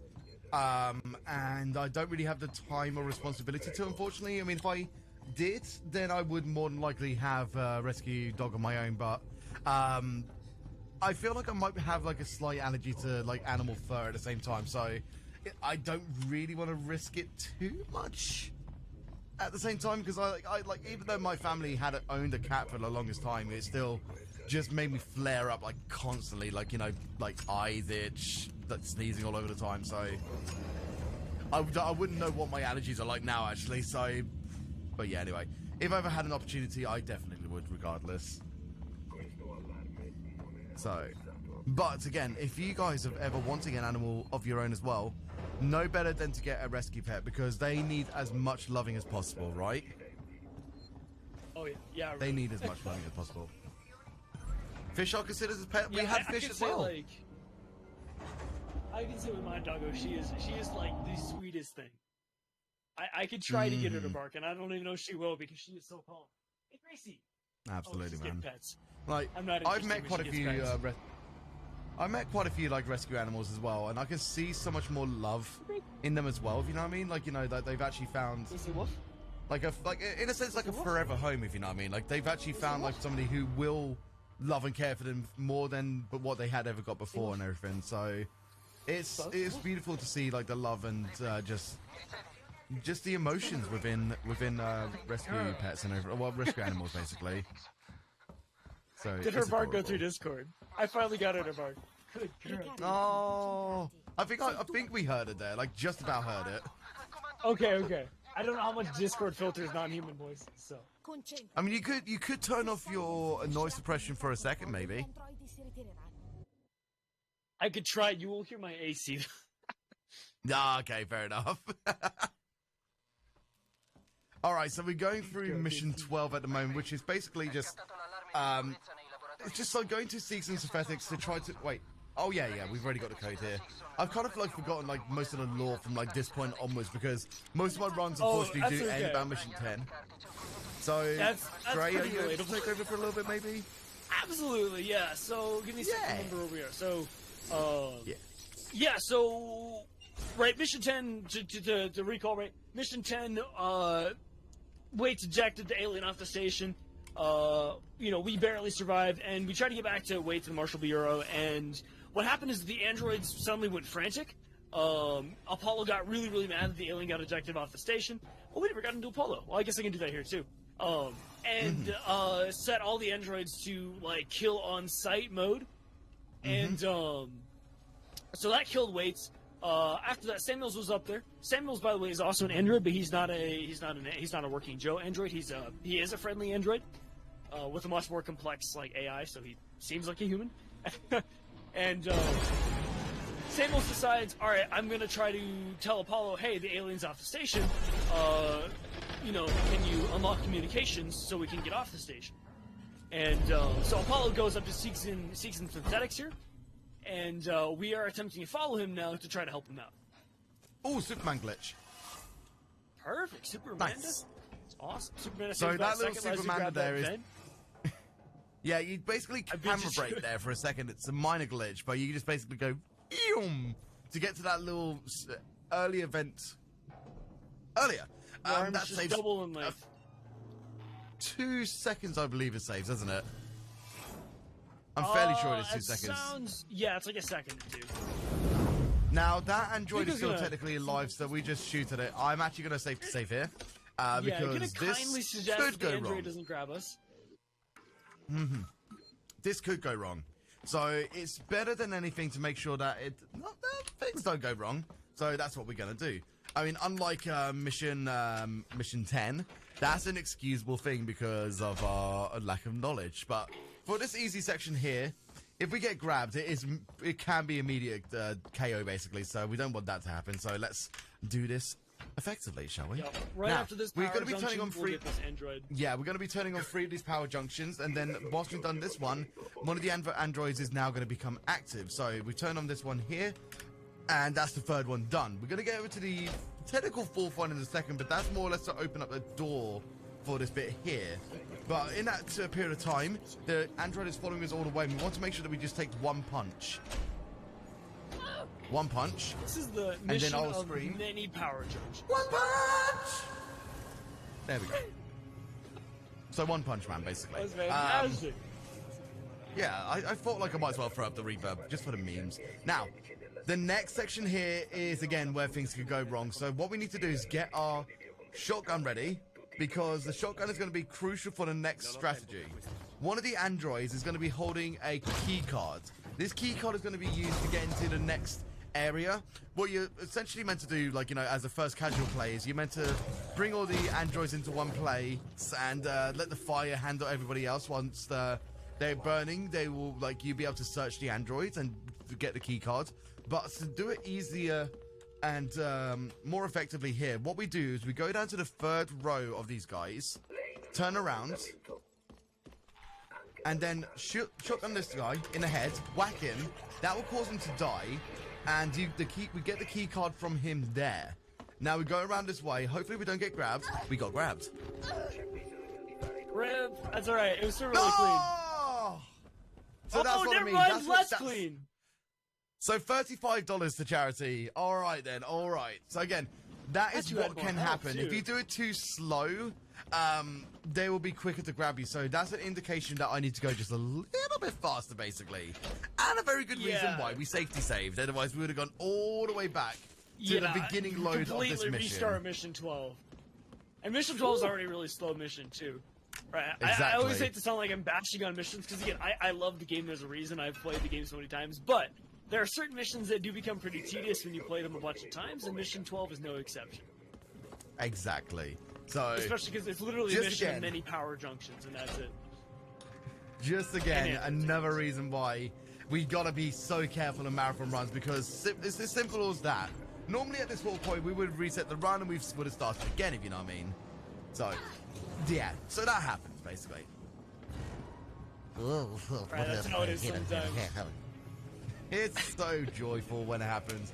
I mean, to be fair, because we did save at that point there, it's a little bit more, like, relaxing because we don't have to worry too much about, like, you know, getting ourselves back and all sorts of stuff, because there's nothing worse than taking, like, if we want to just, like, keep on going, and then you have to redo the whole of Mission 12. It's just so, like, draining, if you know what I mean? Even for a speedrunner who has done this so many times, that little section there is just like, it's just like a hit in the feels, really, more than anything. So, let's try that again, shall we? And just do it just a little bit faster. A little fast. Sorry, when I do this, I completely miss the Android half the time anyway. It is very tricky on the wheel.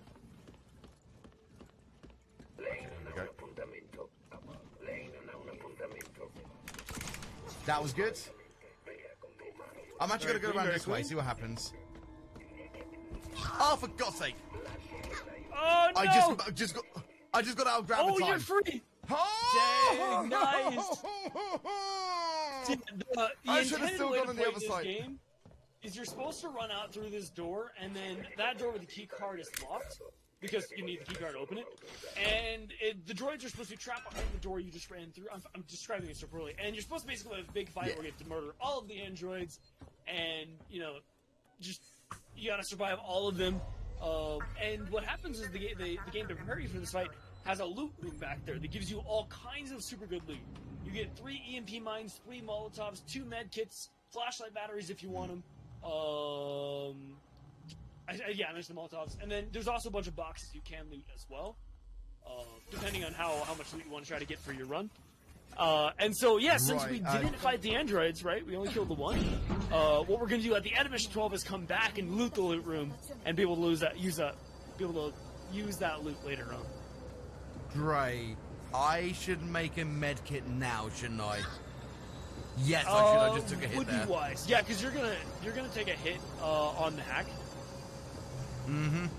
Unless you're super fast. And I just took a hit from the ice blast there. I mean, not the ice blast, but still the heat blast, technically. So I'm more liable to take a death occurring if I don't. I would not be surprised if you had 1 health, honestly. Yeah, more than likely. Yeah, so that's the other part it'd be lovely to have it'd be lovely to have like a hack that could actually, like, you know, if we needed to see like what our general health is, be able to know exactly where we're at. But I do anticipate that we're like about like maybe 5% health at the moment, which is a bit nerve-wracking. Yeah. So that's the other fun part about Nightmare. We kind of mentioned it earlier, but Nightmare, you get no heads-up display. So there are a grand total of 2 ways to know, well, kind of 3 ways to know how much health you have. The first one is if you are dead, then you have no health. The second way is if you attempt to heal and you can't heal, then you have full health. The third way is if you know the damage values of various events in the game, you can do the math and keep track of it throughout the run. And so that's what speedrunners usually have to do. But it's kind of hectic because you have to keep the number in your head, do the math. Right, Nico just healed and probably had 5 health at most, so we're gonna bank on like 50, 55 health right now. Yeah. So here we go. Now we're running our way through. Some of the androids are being awaked, are starting to awaken, but we're gonna get through this last one here, and that'll be the immediate trigger for the androids to like know exactly that we are like perusing through this way, and we are a central threat. So yeah, these androids are grumpy too. These are particularly grumpy, just one punch there, so that's fine. Yeah, exactly. So that's 11 damage, so you're at, 40 now or so. Yeah, something like that. So we're through. That's fine. I may safety save towards the end of this whole section here, just to I recommend it. Otherwise, you got to do the entire Samuel section again. Yeah. Now, funny thing about this is that, like, you could actually get there a lot quicker, and you could actually technically whack nothing, because it treats that whole section as like a material. Even when the animation of it's coming down, you could technically whack at the invisible wall that is like, just the nothingness, which is very weird and very funny. How, like, they don't expect you to be that quickly. It makes the metal sound. We got the like, hey, look. So, Dre, we did not get a dialogue glitch, which is surprising for the current play that we're at, right? I very rarely get dialogue glitch, so I couldn't say. So, dialogue glitch, by the way, is when the dialogue doesn't load in, and it basically skips the dialogue portion of the objective, leading you right in the next section here. Mm-hmm. And because for marathon run times and everything like that, you are expected to listen to the dialogue and everything like that. You do have to encounter adding time on for that dialogue time miss, but sometimes there's a bit of an unspoken rule that it could be a point of invalidation, but they keep it anyway, just as long as you actually be realistic in the additional time. The moderators are very sort of they're good with that sort of stuff as well. So, but it's not really well known why it happens. Yeah, it's a consistent amount of time that you use, and therefore, if it does happen in your run, then basically you just get a time penalty for it, and that's it.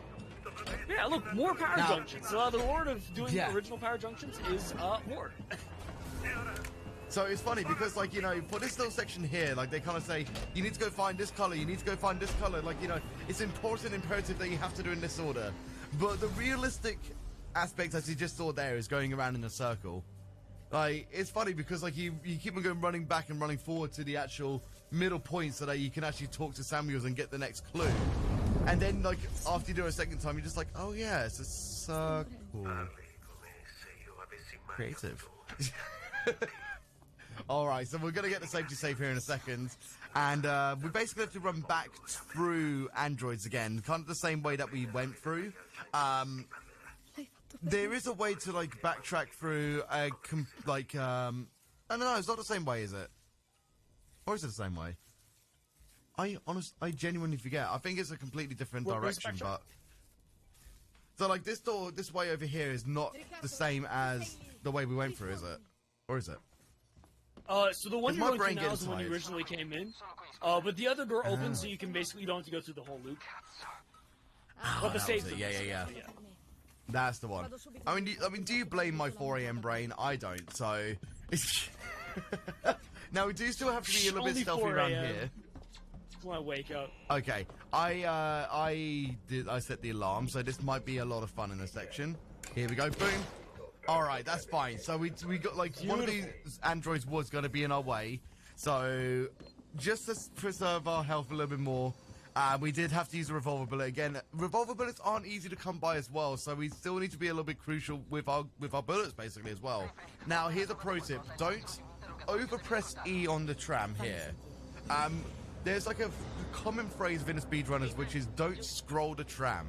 And for the reason of that is, if you over-scroll the mapped E button on that little button there, that we press for the tram, it will actually despawn the tram as it's moving. So essentially, you will just fall and die.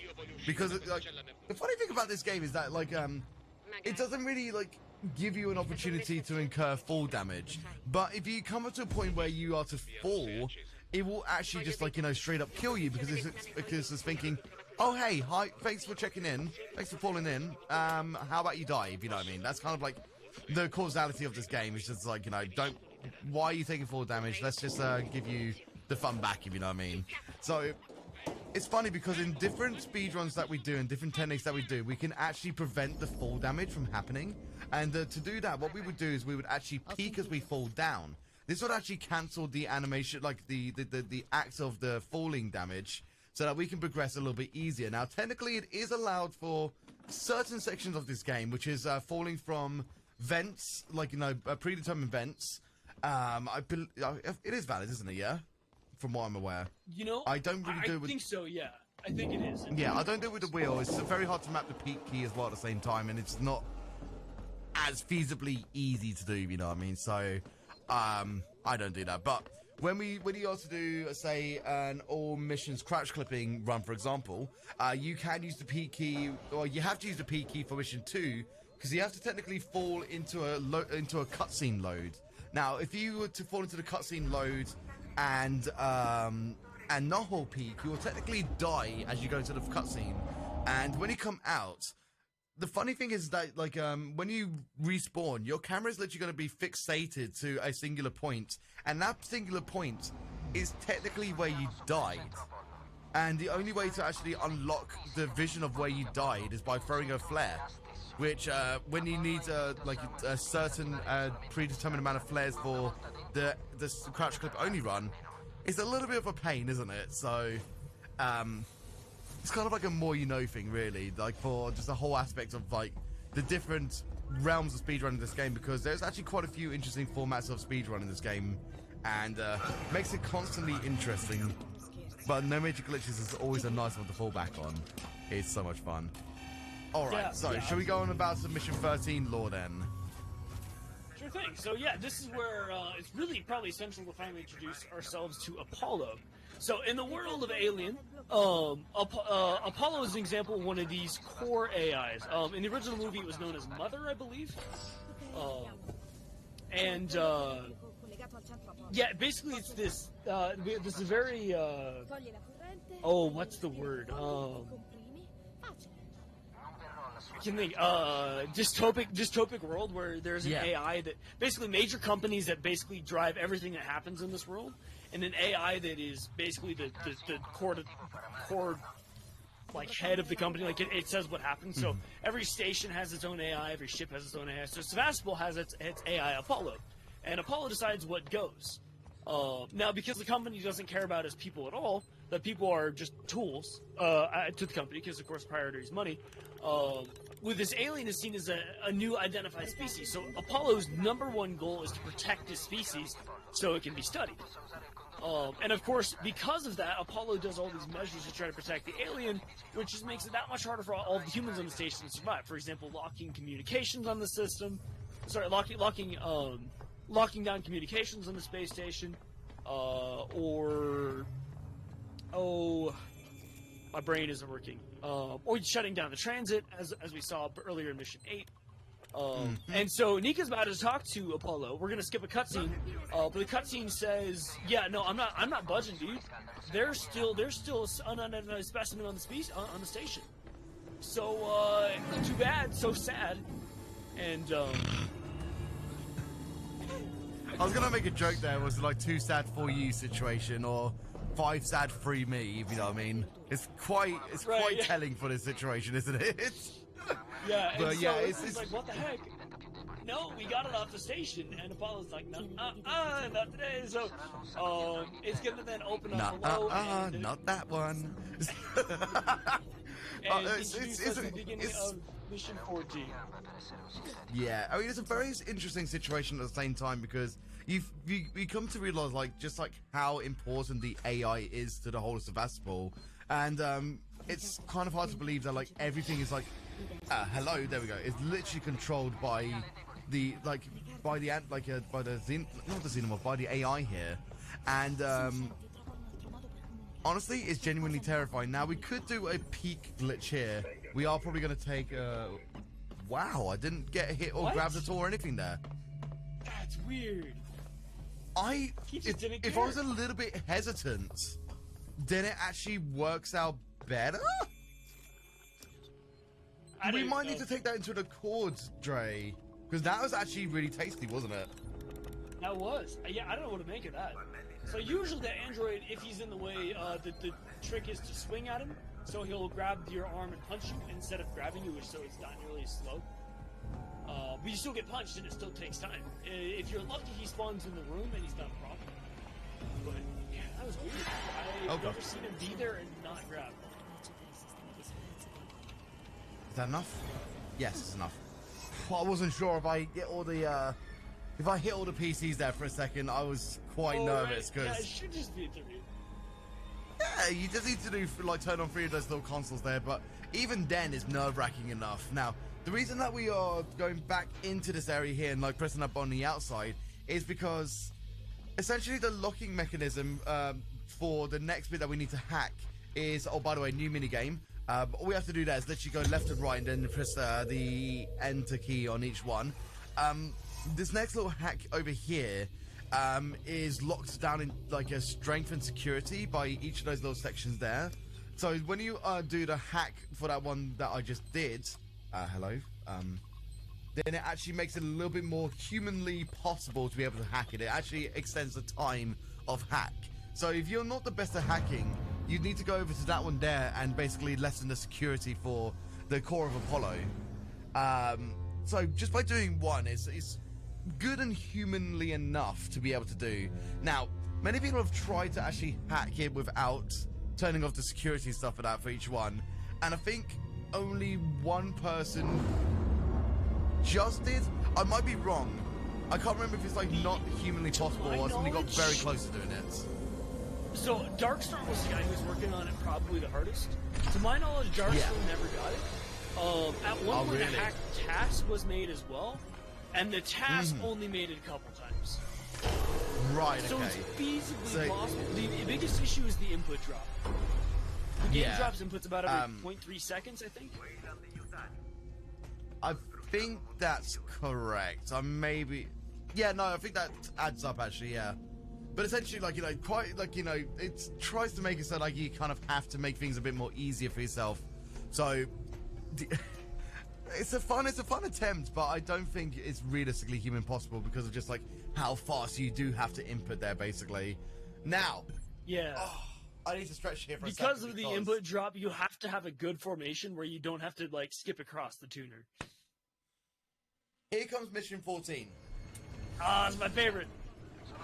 So yeah, Apollo opens All up. right. Apollo's like, here, if you don't think there's anything on the station, go this way and find out for yourself. Yeah, about that. We'll find out very soon, won't we? Because Mission 14 is a very strenuous mission for everyone. I'm talking speedrunner, casual players, and everything like that. This is where the true anxiety of this game really, like, is proud to present itself. If you've never played Alien Isolation, this is where this is going to be, like, quite nerve-wracking and scary for you. We are progressing, obviously, like as Andreas said, further into the Apollo and Yeah, just the such a core of the Sevastopol.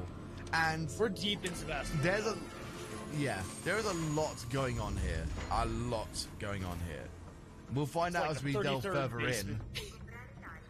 Yeah. So we're now going to get an actual upgrade for our torch, which I think is the plasma torch now, isn't it? You know, I forget which think one's it is. which. Okay, we need to get an EMP It's mine torch as well. level 3. It's the highest level torch we can get. Yeah. So we're going to get put down an EMP mine here. And this is going to basically stun the android that is behind us, who now is aware of our location. So you see that little explosion there? That means that the android just walked into the into the EMP mine and is now kind of like, you know, just freaking out a little bit because it's it has been electromagnetically pulsed. I think that's what it stands for, isn't it? Yeah, I think it's what it stands. Yeah, electromagnetic. Anyway. Pulse mine, something. Yeah, like regardless. So we just basically disabled it for a short period of time. I mean, the annoying thing about these androids is that they are quick to recover as well, which is why in a section coming up here very shortly after I check for loot here, is that we are actually going to throw a EMP at one of the androids, and because they're going to be in their locked phase of like all up there in heads and stuff like that, we're actually going to throw our wrench at it and we're going to try and kill it in the process, making this area just a little bit easier. So here we go. Takes about 9 swings, I think. 7, 6, 7, 8, 9. Anyway, this makes this whole section so much easier, and I love like the fact that like the color of the blood of the Joes and the Super Joes is white. It's like, it's so like, there's something like so like, yeah, like for me, like it feels like there's something so like there's something so pretty about just like seeing white blood splatter. Oh, that did not look intentional. That, no, it wasn't intentional.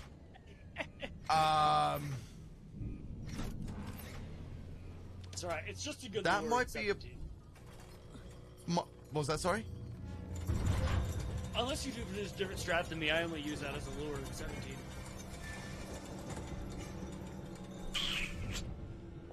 Oh boy, yeah, oh boy.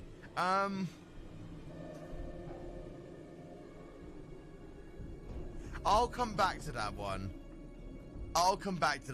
Let's keep the run going for now and see how Mission 17 will pan out later. Oh boy. Oh goodness Wonderful. me. It was bound to happen at some point. I know, I genuinely blame just the time of morning that it is. Again, for those who know, who want to know what time it is, it's literally just about to hit 4:20 a.m. for me. Nice. By the way, we actually paused there to actually let the androids walk out of there because it might cause a soft lock if it doesn't. So that's why we actually try to make sure that we don't go through the door too quickly because it literally can cause soft locks. Yeah, there are quite a few places in this game where being too fast can soft lock it. Exactly. All right. So what we're going to be doing here is a very sort of like a clever strat, which is we're going to like drag him over to that one way. We're going to now get our favorite new gun, which is the bolt gun. And as soon as we pick it up, we're going to run back around, start aiming at it. Shit. Sorry for the swearing. Run reset. Oh no. Sorry, you gotta say it. He was too slow. He was literally too slow. I have never seen him that slow before. You get on your level. Because we want... Yeah. So at least like the reset for the save isn't that far back, so that's fine. But as you can see, the android came towards us at a snail's pace. We want to make sure that we hit the android at that point. So now that we kind of have like a bit of better like peace of mind of like understanding his speed, let's account for that in the next one, shall we? Let's do that. Let's go. Yeah, So, yeah. Breathe. Focus. Run back. And now, here we go. There he is. Boom! Alright, we are Gucci. We are fine now, guys. Perfect. So, that bit that we were trying to make sure the androids could go through first before it's soft locked. We're now basically going to open that. That's going to help us to actually getting into the next area and doing everything else, getting further into Apollo core. So, here's where the fun run happens, alright? Here's where the fun run happens. And where the scare for everyone is usually going to start, like, you know, for casual players when they first meet this area, this is where it first all kicks off, okay? I don't want to spoil it just yet. I really don't want to spoil it just yet. No, don't worry. Me and Trey like have been like, I know we have been trying to like hold off and talking about it. Exactly. It's still like it's not fun to do, is it? Gives me portal vibes.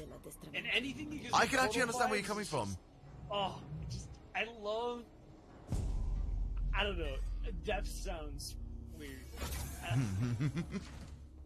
Okay, so luckily, somehow, after giving our guns away, we get our guns just down here for no reason whatsoever. It's kind of like, you know, they were very courteous towards like that. They wanted to they just wanted to chuck it down like right as we go further towards the Apollo core. You know, absolutely fine.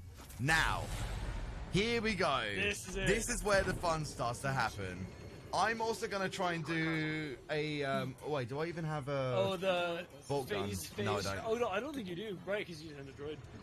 That's alright. I was hoping that we could get him a bolt gun so I could shoot that guy there, but sadly not. So we're gonna do Dre's infamous tickle strats past these guys, because there's an interesting factoid about these tickle strats here. It's like when you shoot him in the stomach, there's actually a 5 to 10 second window for where you can actually run by him.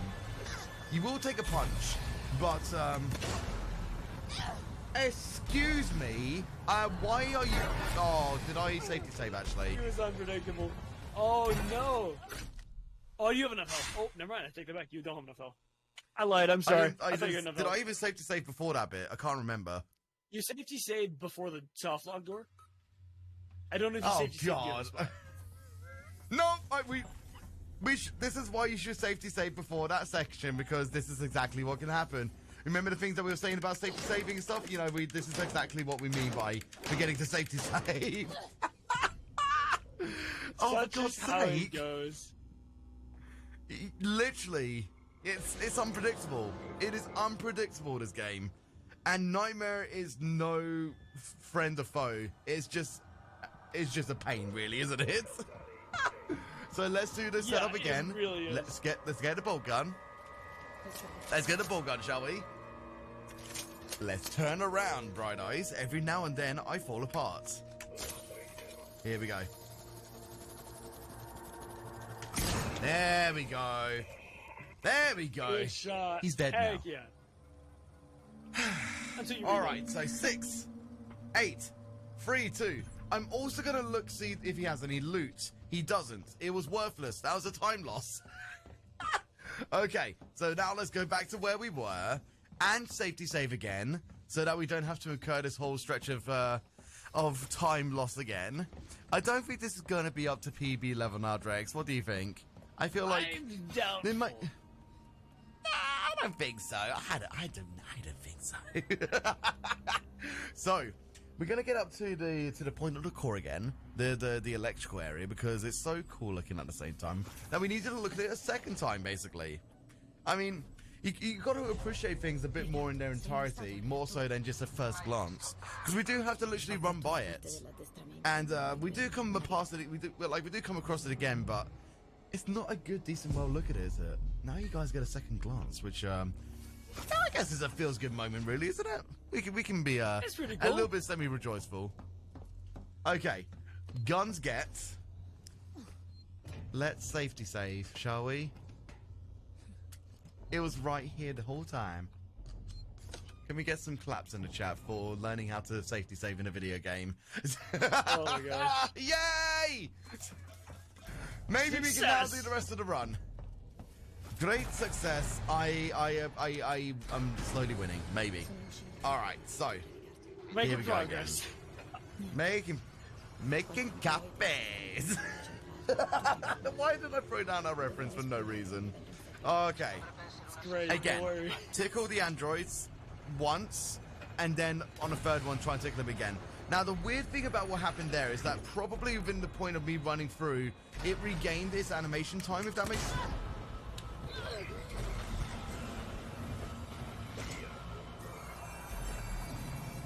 Nice. I don't even know right now. I fear you're like one punch Ow. away from dead. Yeah. He just uppercut my chin there, didn't he? Ow! Yeah, I think so. Okay, how many deaths do we have, by the way? Is that 9? Oh, I see. I knew I'd forget to count. Has anybody in the chat been counting the amount of deaths so that we can make sure that I know how much I'm going to be donating? Yeah, you were at I believe it's either 9 or 10 right now, isn't it? Let me see if I can remember correctly. Because you were 6 at the end of mission 10. No deaths 11, no deaths. No, 1 death 12. That was 7. And we've taken, I think it was 10 as well. So, yeah, let's just count it for 10 anyway. 45 deaths. Thank you, Corey. Okay, so this is the right amount of time. There's the tickle again. I think it is 10 at the moment, so it will be $50 for myself going towards the charity. Yeah. So it's 10 deaths for the meantime. We're going to be donating $50 towards the charity as well. So, here's going to be my next tall request. If somebody is to match me on a death count of donations, we will meet this goal of $2,500. We are now currently at $2,400. If we get somebody to match my death counts, we will raise the goal. Think about it. Who's going to be up for donating the match of goal? Welcome to the nest, by the way. Yes, so this is my favorite part right here. It just feels... In the end, Al, you're amazing, by the way. It reminds me of my room. You are amazing. It reminds me of my room. So, lots of paths and dripping things everywhere. Do you mind talking about this bit whilst I focus on the run here, because this is going to get very, very hectic very and shortly. let me know if I gotta shut up. Oh, did you actually? Absolutely, man. Yeah. So this area as well. A fun fact about this area is this area was originally thought to be there was supposed to be an alien queen encounter. The devs decided ultimately not to have that happen because they didn't want it to feel like a boss fight. But it was originally going to be kind of a boss fight area. Now, anyway, so we're in the nest, and as you can tell, the Apollo was right. The Xenomorphs are very much alive, as this one sprints towards Nico, full blast. Unfortunately, now, despite the fact this section is very scary, a lot of the alien events are scripted. For example, that one there is scripted to always be walking. As well as we have another scripted event coming up. I won't say exactly where it is on the chance that I might make you jump a little bit, because I always like people getting jump scared. But yeah, this is all right, very bottom of engineering. Yeah.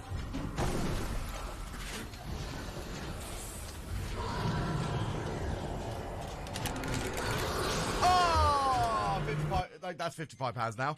That's all right.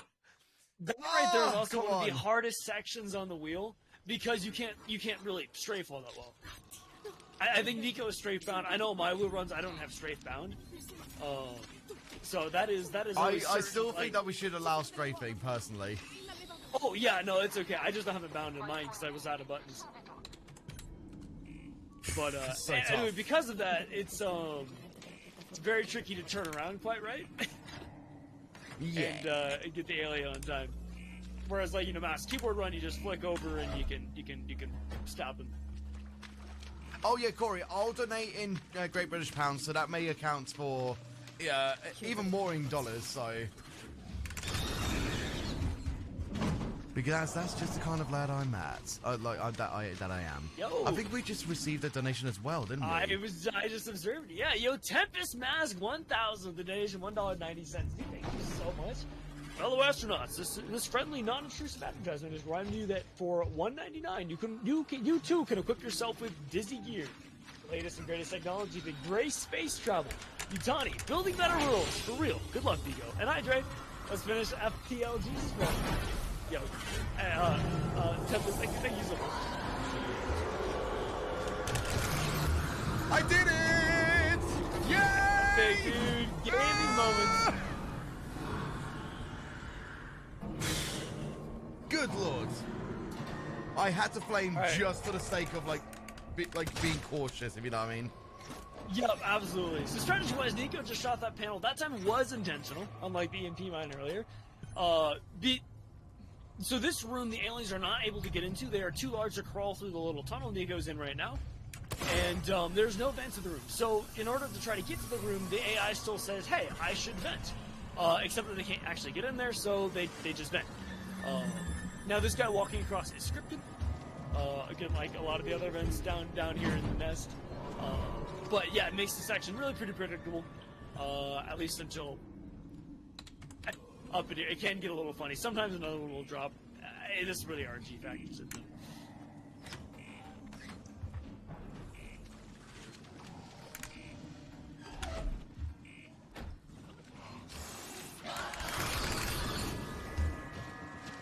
Alright, let's see how this goes now. Very nice.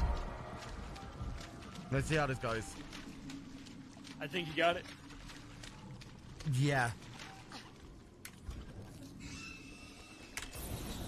I love flaming it at like just the correct point that you can still make your way out without this facehugger even being a bother. So that is like one of my favorite things to do. Now we still have to be cautious. It's not all over and done with yet. Yep.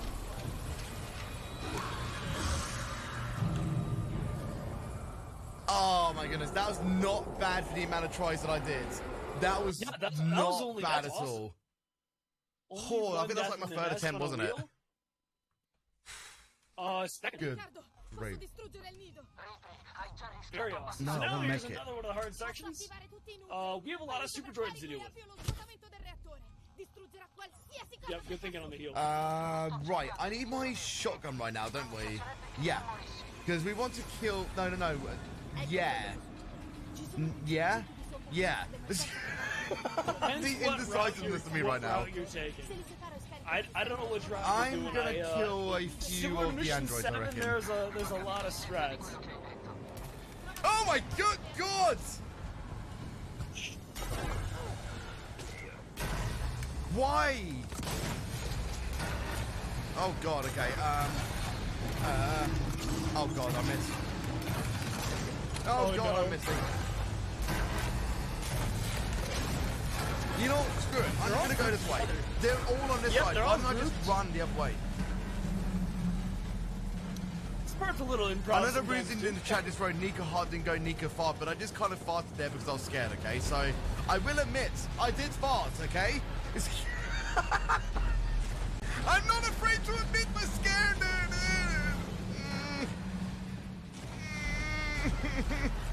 Okay, here we go. We like. Okay. Oh, excuse me. Excuse me. Okay. God, this is weird. Yeah. Hello? So green mini games there are so slow that we as speedrunners, it's actually faster to back out of them when we get a different mini game than it is to actually do the mini game. So when we see a green one, we just nope one out of there. Come on. Come on. Come on. Come on. Come on. Hello? You're cursed. Are you kidding Green me? and yellow. Take your pick. Are you actually kidding me? Oh my... Wow.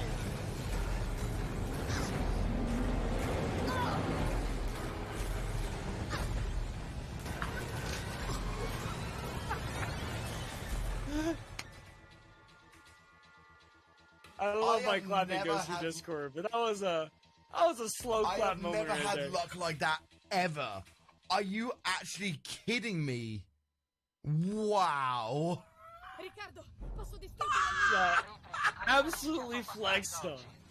Posso attivare tutti i nuclei. Poi li Wow. distruggerò qualsiasi That was literally probably the worst RNG that is achievable ever. I'm not purposely doing that at all in the end now. I mean, obviously, I know that you're contributing to the same cause as I am, but... Okay, here's the thing as well. You can do it in USD. I'm going to do it in GBP regardless, okay? So your wallet will be safe for a little bit more. All right, let's do the safer way then, shall we? When Nico sucks at the game... No! Game suck... You! That came out worse than it should have done. Anyway... Very sweet. Good word, good word. Yeah, great insults. Great snapback, I guess. Alright, let's kill these androids then. Yeah, the kill strat, I mean, it works. It's a good one. Oh, that was close. Woo! Oh, we never... I thought he was dead. That was a double shot, actually, wasn't it? I did, yeah.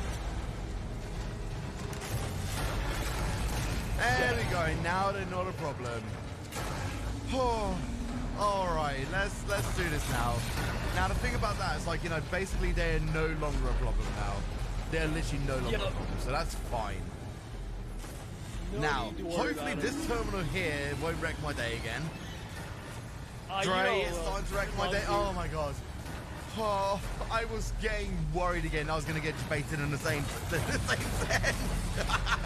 It was starting. Oh my I was God. kind of hoping just for the meme content.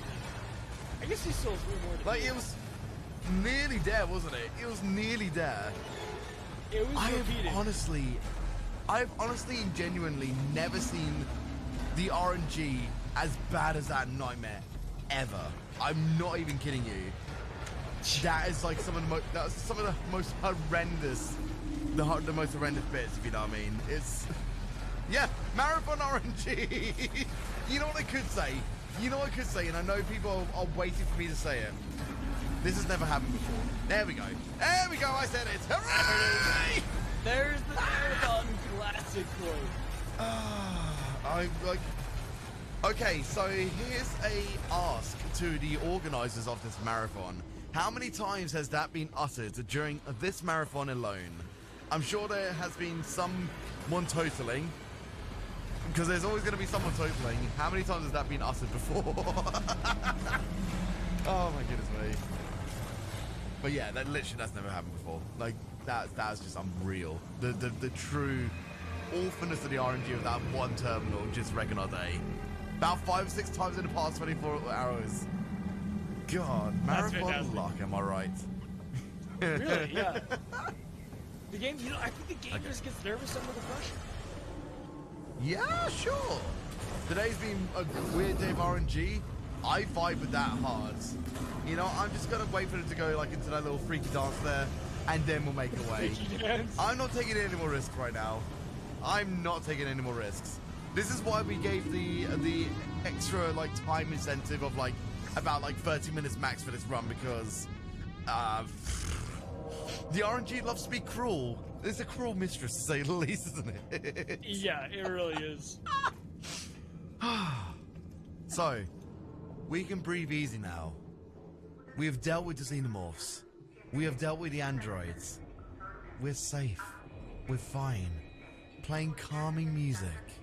Can you just hear that gentle breeze of the leaves in the trees just rustling against your loins? Why? Oh. What? I don't know where that came from. But regardless, you know what's not rustling against your the gentle leaves is this EMP that we just triggered. So we're hoping that this EMP is going to get rid of the aliens once and for all. Here's hoping anyway. Here's hoping. Loin leaves. Thank you. Thank you for the impersonation. That's not a curse. By the way, there's Did you see something there? Oh god. Nah, that's nothing. Jump scare! So essentially, EMP did F all basically. So, well, No, it did. what It do just you do about they it? just didn't like it, so they left their nest. It Yeah, purged pretty the much. nest, alright. Just that wasn't it. What am I gonna craft? What do we need? A flashbang. Mi dispiace, Riccardo. I might as well craft a pipe bomb. Just in case, I guess. I don't think there's anything else I really need right now, is there? We crafted a noisemaker for yeah, you've already got M15. noisemaker. Yeah. That's all you need for 15. Yeah. I guess that's all we need. I don't know what route you do 16. Oh, we should be crafting a Molotov as well for backup. You could shoot for an extra Molotov. Yeah. Or you're skipping loot room? Yes. We'll find out in a second, see like just how a loot is treating us, and then, I mean, we just got an ethanol, so that's gonna help us towards the Molotov anyway. So, let's find out in a second. Let's see what our loot is like treating us, and like any of the loot that may come up very soon. I've got a hair in my mouth. Any loot that may come up soon, we can definitely prioritize that for the next Molotov. So let's have a look. See, we've got 3 Molotovs. We just need a blasting cap, and that'll be fine. Oh, snap. So, we need 2 blasting caps. Is there a New Game Plus category? There isn't. Rainier, there isn't a New Game Plus. Unfortunately, this game is a one-and-done situation, if you know what I mean.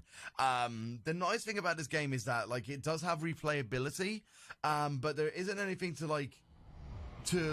you know, make it even more, like, you know, like, easier for you on a second playthrough, if you know what I mean. The kind of like if you want to say like the New Game Plus would be Nightmare, then you can say that, because I don't think Nightmare was initially brought out on like the initial release of the game, and it was like an update that was actually brought to this, wasn't it? Novice and Nightmare were both added with the same patch. The original game did not include neither Novice nor Nightmare. So yeah, the Nightmare, again, with no HUD and everything, it's intended to be like the full treatment. Mm-hmm. I like Runeson's comment in the chat saying New Game Plus for Nico would be skipping the wheel.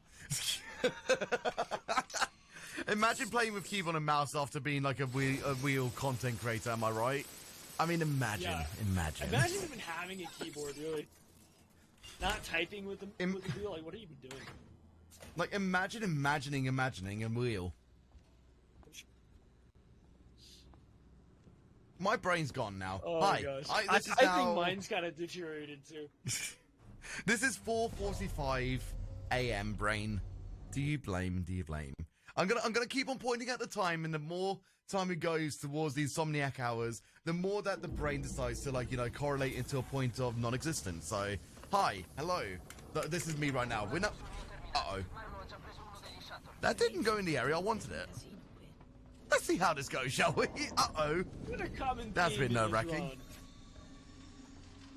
I swear, like, my aim is a little bit off today, because we wanted to bring that noisemaker into the actual elevator that we just left from, basically. And it didn't quite do that, so here's hoping. Beef stew and dumpling at 4:45 a.m. That sounds amazing. Where's my invite? Now I'm sad. I'm kind of hungry too. Now I'm sad. But you know what? Tomorrow I'm actually going to be making some Cajun red bean soup. It's going to be delicious. Oh, hell yeah, dude. But you know what's interesting, Corey? Like, speaking of that, I will be doing some keyboard and mouse runs soon, if you know what I mean. So that's the exciting part, anyway. Here we go. I'm worried. I hear him over there.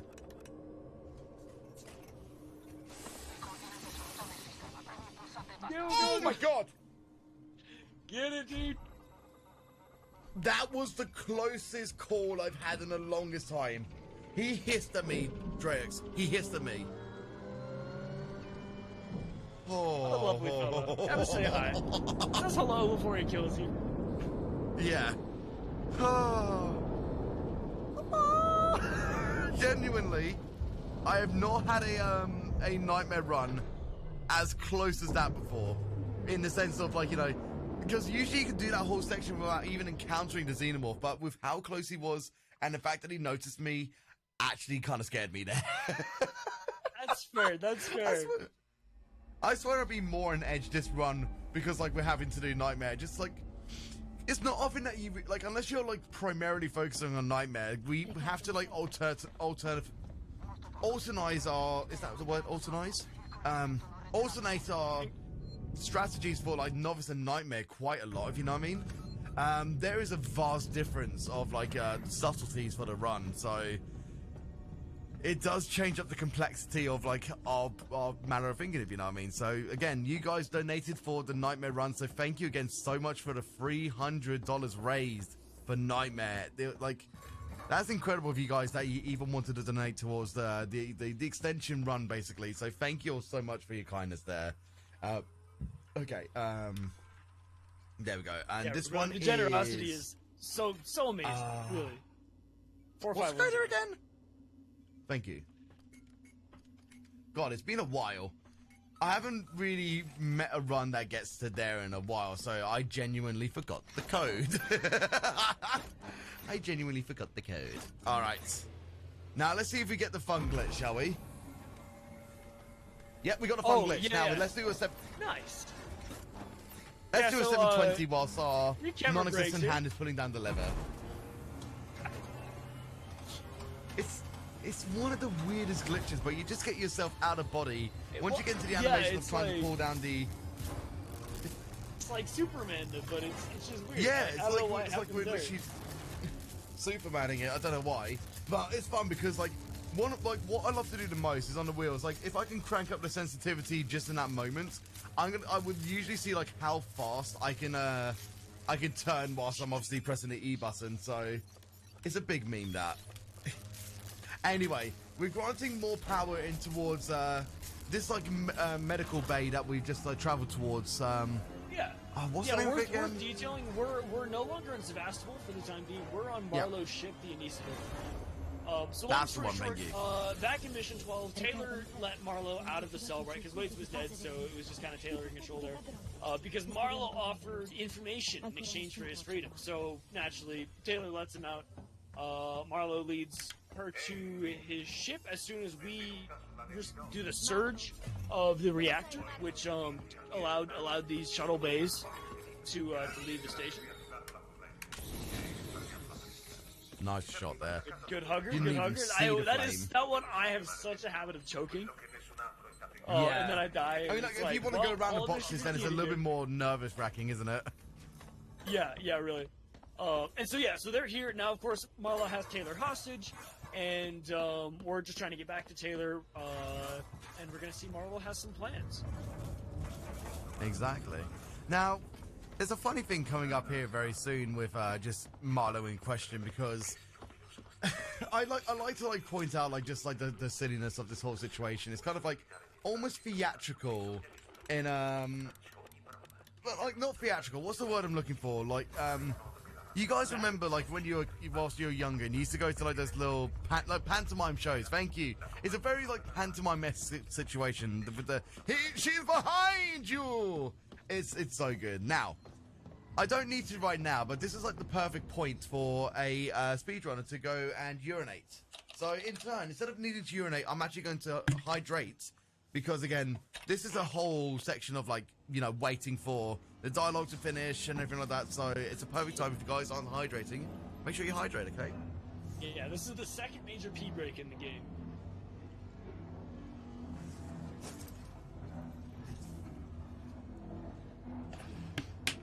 It's so weird not being able to hear it either. I'm so used to, like, game sounds, and it's just silent. So it's creepy. This will be interesting to see if the dialogue actually happens. It does, okay. Because this is another point where the dialogue can just stop for no reason, if you know what I mean. Again, it's kind of pinned down to the fact of, like, you know, wait a second, I've just got a blasting cap. Does that mean? Oh, snap. Yeah, you can finish out the Molotov. Perfect. We've got 3 Molotovs, like, for, like, a lot of these, like, loot, like, items here, like the pipe bomb, Molotov, EMP, mine, flashbang. You can only get 3 items off those. So if you have one ready to stock up, all you need to do is like use one of the other items and then craft it immediately, and then you get back to it. And you pulled out the plastic bottle. In the end now, god damn it! Let me just read out this section here from In the End Now in the chat of this marathon run. They said, not going to lie, I got a little nervous when he said it was time for a pee break and pulled out a plastic bottle.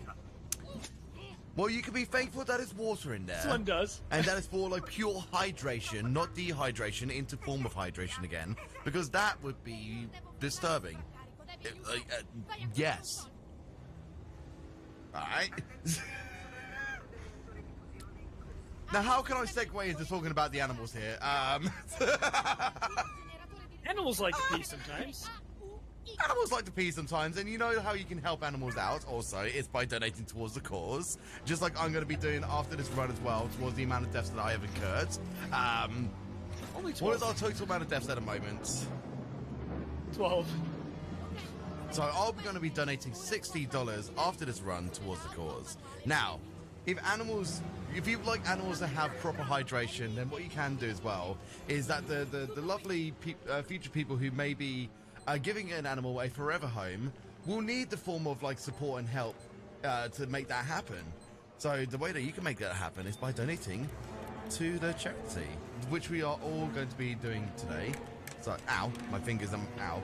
But anyway, we are about just under $98 before we get to the total goal of 2,500 met for this marathon today. Who would like to help us out and reach us to that 2,500 goal? It's all going to be for all the. It's going to be for the animals. It's going to be for Heartland Animal Shelter. You guys are doing a huge thing to help out and an amazing, supportive charity for lovely animals who need all the support as well. Now, what I like to do here is to make a comedy. Sorry, my brain's going. It's to make a comedy joke. We're gonna be like we've been met with a bit of a hard situation. So I want to ask Amanda if she likes peas, and she says no. I stumbled too long, and the joke point was missed.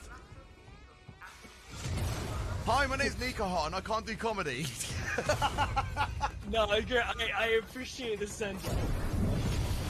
I mean, tried to give like reason for the comedy that didn't exist anymore, so there we go.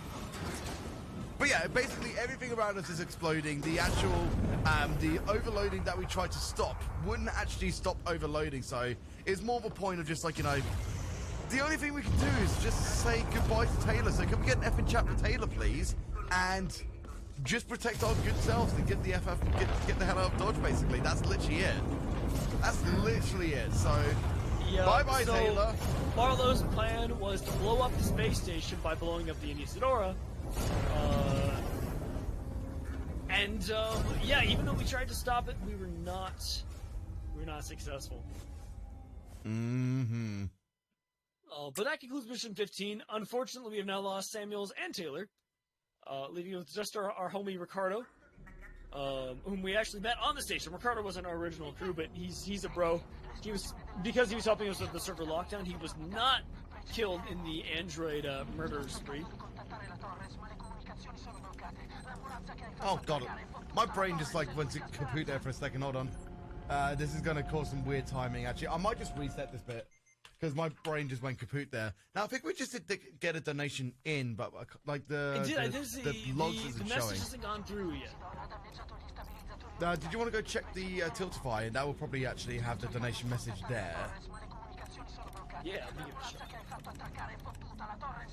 Alright, now, here comes another point of focusing, because we're going to have to do like certain tactics to be able to actually keep things in check and in line. We're going to be throwing some flares as a distraction point. Now, this distraction point is going to draw all of the humans towards that one point, because they're going to be like, why is there a flare here? Why is there now a big beaming light of red in our face? And once they all kind of crowd around that little section there, is when we will throw a Molotov at all of their faces, which is always a good time, isn't it? Oh yeah, absolutely. Very wholesome strategies. And while you're on that as well, I don't know why the donation thing didn't quite go through, but big thanks to the final Dustin with a donation of $5 and no message. I really, really appreciate the generosity. You're way too kind. For the animals. Thank you so much. Thank you so much for the $5 donation, buddy. Thank you so much. Absolutely amazing and supportive of you guys. Alright, so. Oh god. Oh, how did he not see me there? How did that guy not see me? That big mask in his face. Yeah, I guess that works.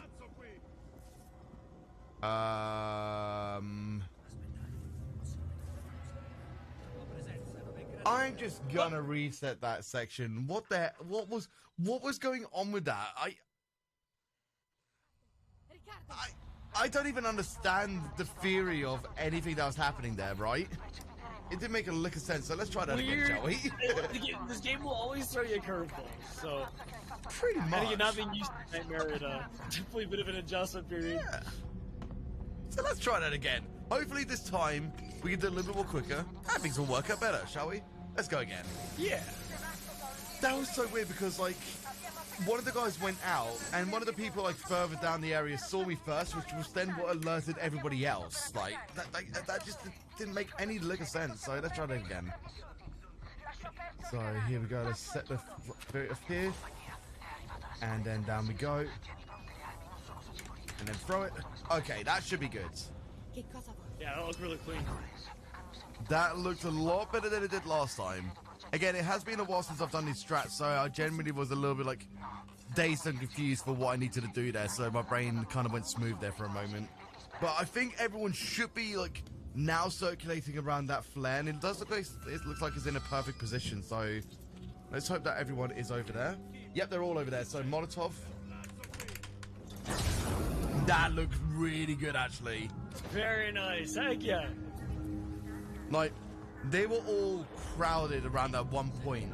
So it looks very, very tidy for, like, you know, that general hit. So I'm hoping with that, we have killed all of the humans that we need to, like, successfully. And I'm kind of happy to call that, like, hopefully, a decent M16 exit. And I think that's been the first time in a very long time I've got it that, like, flawlessly. After the several attempts, anyway, but still. Now I should have gone to this guy first and then put down the Molotov, because that's actually a bit of a time loss as well. Again, like, you want to do things in a certain sequence. Yeah, exactly. He's the one who's been kind of like helping us like the whole time as well. Ricardo's like good people, basically. Damn, I wish we had another blasting cap right now. All the Damn. humans are hostile. Some of the humans are still have their sanity, but... Hey, yo, I just saw it. With the $5 donation. Don't let Nico farts the animals. Or is there Is some there like a little there? I don't censored? know if something got filmed. Yeah. I wonder if something got censored. I feel like something was censored in that message. I wish I had kill her gloop just to make it more fun. But yeah, nonetheless, Rinzin, thank you so much. Rinzin, thank you so much for the $5 donation as well. And don't let Nico farts the animals. Is that what the actual message was? Or was there something else wrapped up in that message there, possibly? I'm gonna go, don't let Thank you Nico so farts much, touch Rinzin. the animals. Also correct with nuts? Ah, fair enough. Fair enough. Oh, bless. All right. Now, we don't have a pipe bomb here, so this is going to make it fun on the way out. So all we've got to do now is literally just make us run through and hope for the best, really. I'm thinking, like, I can't remember if you're meant to craft a pipe bomb there, but it does help out a little bit, doesn't it? I actually usually run the no pipe bomb route, personally. Fair enough. Fair enough. So hey, I'm the not authorized to say. Don't sweat about the autocorrect. Let's be thankful for your generosity of the $5 donation towards the Heartlands Animal Shelter, which I'm sure we can all be very, very grateful for that you want to support the cause there. Now, this little mini game here sucks. It sucks on any unorthodox controller, in particular. Yes, that is an absolute yes, basically.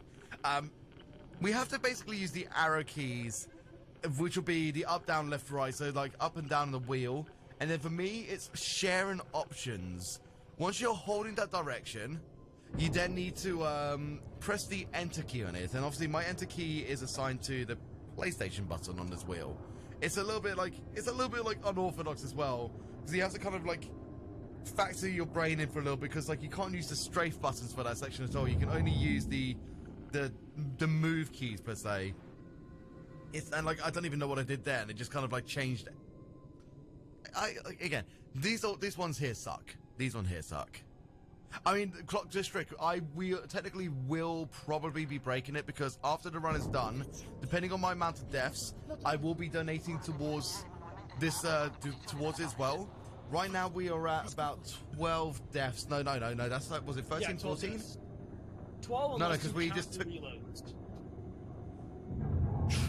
I feel like for those last two, we can count the reloads there, can't we? I mean, what do you think? Okay. Yeah, like let's go with what in the end now says, which is 13 because of the reset. So that's going to Because be you probably would have died. yeah. We'll say 65 pound, like Great British pounds that I will be donating, which probably with the equivalent of right now will technically meet the goal. Unless somebody wants to do conversion right now. But regardless, I'll be matching my deaths here, and it'll be a point of reaching a goal for today, I reckon. So we can all be happy that we are raising so much money for charity as well. So hell yeah! Now we're coming up to another point that is very similar to M9 because we're going to be just like slow, casual walking at the moment. 89.41. So that will mean we will meet it. Yeah, that would surpass it. That would surpass it. So technically, right now, you know what? I'm gonna do a cool thing right now, which is a thing called multitasking. I'm gonna do a multitasking thing. So, whilst we will be casually walking about in space, I'm actually gonna load up the Tiltify campaign, and I'm gonna donate right now.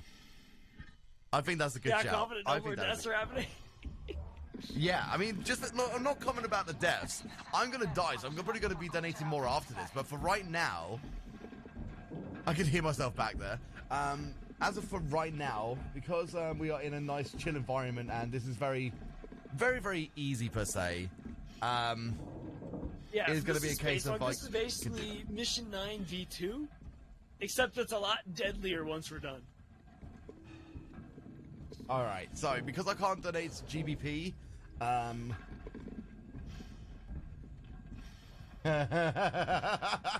like my donation comments for this. I think you guys will enjoy it as well. So, let me just do my credit card right now. Nico, you're distracted, Trevor. Come on. See, it's quite easy to just like make the short turns. Okay, so that one there. Press OK. Setting a bad example. I can't condone this. I feel like they've actually removed PayPal from Tiltify recently. Well, it makes sense because PayPal would usually take a long time for it to process. Okay, I just donated. And my donation message was, I did it a lot. Very fitting, very fitting. You go, the legend. So because again, there was no Great British Pounds ability of donating, I did donate $90 to the charity. So we have now reached $2,502. There we go, guys. There we go. We have reached $2,500 towards Heartland's Animal Shelter. Feels good, man, right? Feels good, guys. And can we get some claps in the chat for everyone who has donated today towards, like, over the course of the marathon today? Oh, in the end now. Oh. Do you want to read that one out, Drex? Yeah, absolutely. I just saw it pop up. In the end, with the donation of $65, in addition to the other 10 that I saw you do, and I don't even know what else you've probably done. Happy to support a great cause and the most generous streamer on Twitch with one donation. You're an absolute legend in the end. Thank you so much. In the end now, thank you so much. That is so damn sweet of you. You don't worry. Again, I did GBP. You did USD. That is absolutely fine in the end now. If anything, your donation is valid and correct. I just want because I'm British, I'm fucking, no, sorry, I'm swearing. I'm just weird is what I was trying to say. I mean, like, I know that swearing isn't that bad within this marathon because we've had some swears in the chat anyway, but still, anyway, I still want to make sure that I don't want to swear too much. Anyway, I'm a weird Brit. It may be 5 in the morning. It's 5 a.m. I'm trying to do some speedruns, and I'm here to bring some good vibes and some great money support to charity. So let's keep on doing the fun thing, shall we? Guys, you're all amazing. Thank you all so much. My brain is almost about to implode from tiredness. Let's get this run completed, shall we?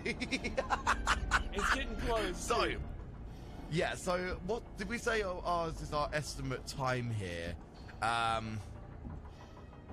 What was our actual estimate? No, 210 minutes. Naughty which driver is with naughty 180. vocabulary. Well, Yeah, that's 3.5 hours estimate. So we got 38 minutes on the dot to finish this bad boy up. when I don't have that like maturity level during speedruns, there's a constant amount of swearing in my streams over at twitch.tv/Nikoheart. A shameless plug. Anyway. Wow, good transition, and everything, dude. Shameless plug. Right. Anyway. I will also boost. Though he is a very great streamer. Definitely worth your time if you're enjoying this run today. No, Drax. No, you, Drax. No, you. Okay. Can we get a shout out to Drax, please, from one of the moderators? Go follow Drax. He has been most proficient and prolific in his commentary and his run for today as well. So go and drop him a follow as well. He is also very, very entertaining, folks. So go and support him. Please do. I appreciate you. More tons of fast and lots of memes. Spencer Murray, you are absolutely correct, buddy. You're absolutely correct. Oh Jesus, this is fun. And Nico, but you know what else is fun? Streamer on Twitch? Question mark. I mean, like, there's a lot of visualness when it comes to like the fart commands in my channel, to say the least. So it's kind of up there, yeah.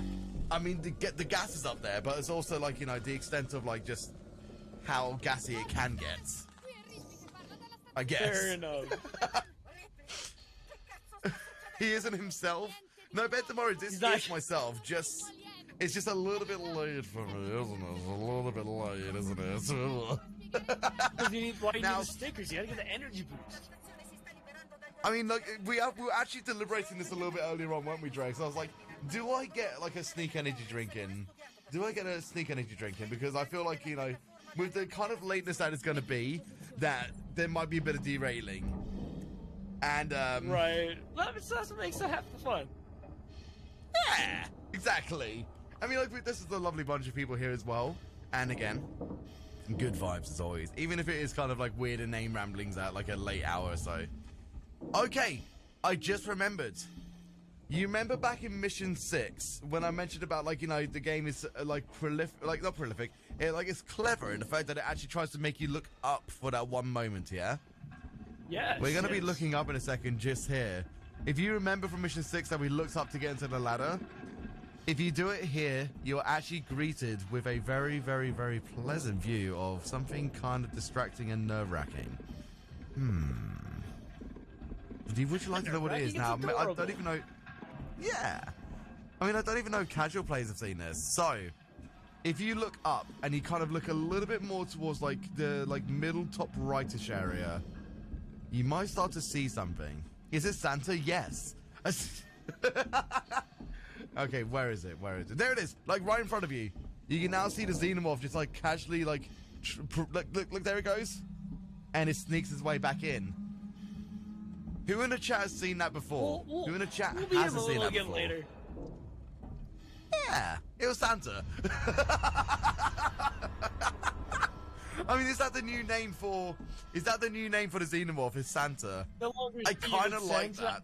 I can get behind it. Yeah, it's gonna bring us lots. Yeah, of I could actually get behind that. Here's Santa.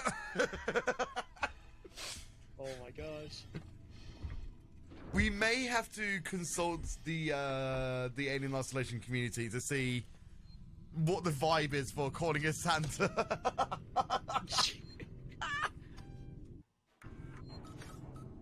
I kind of want to keep that as a constant now. I won't lie.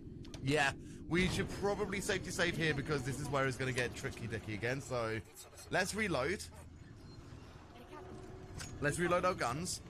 And probably do a health save as well.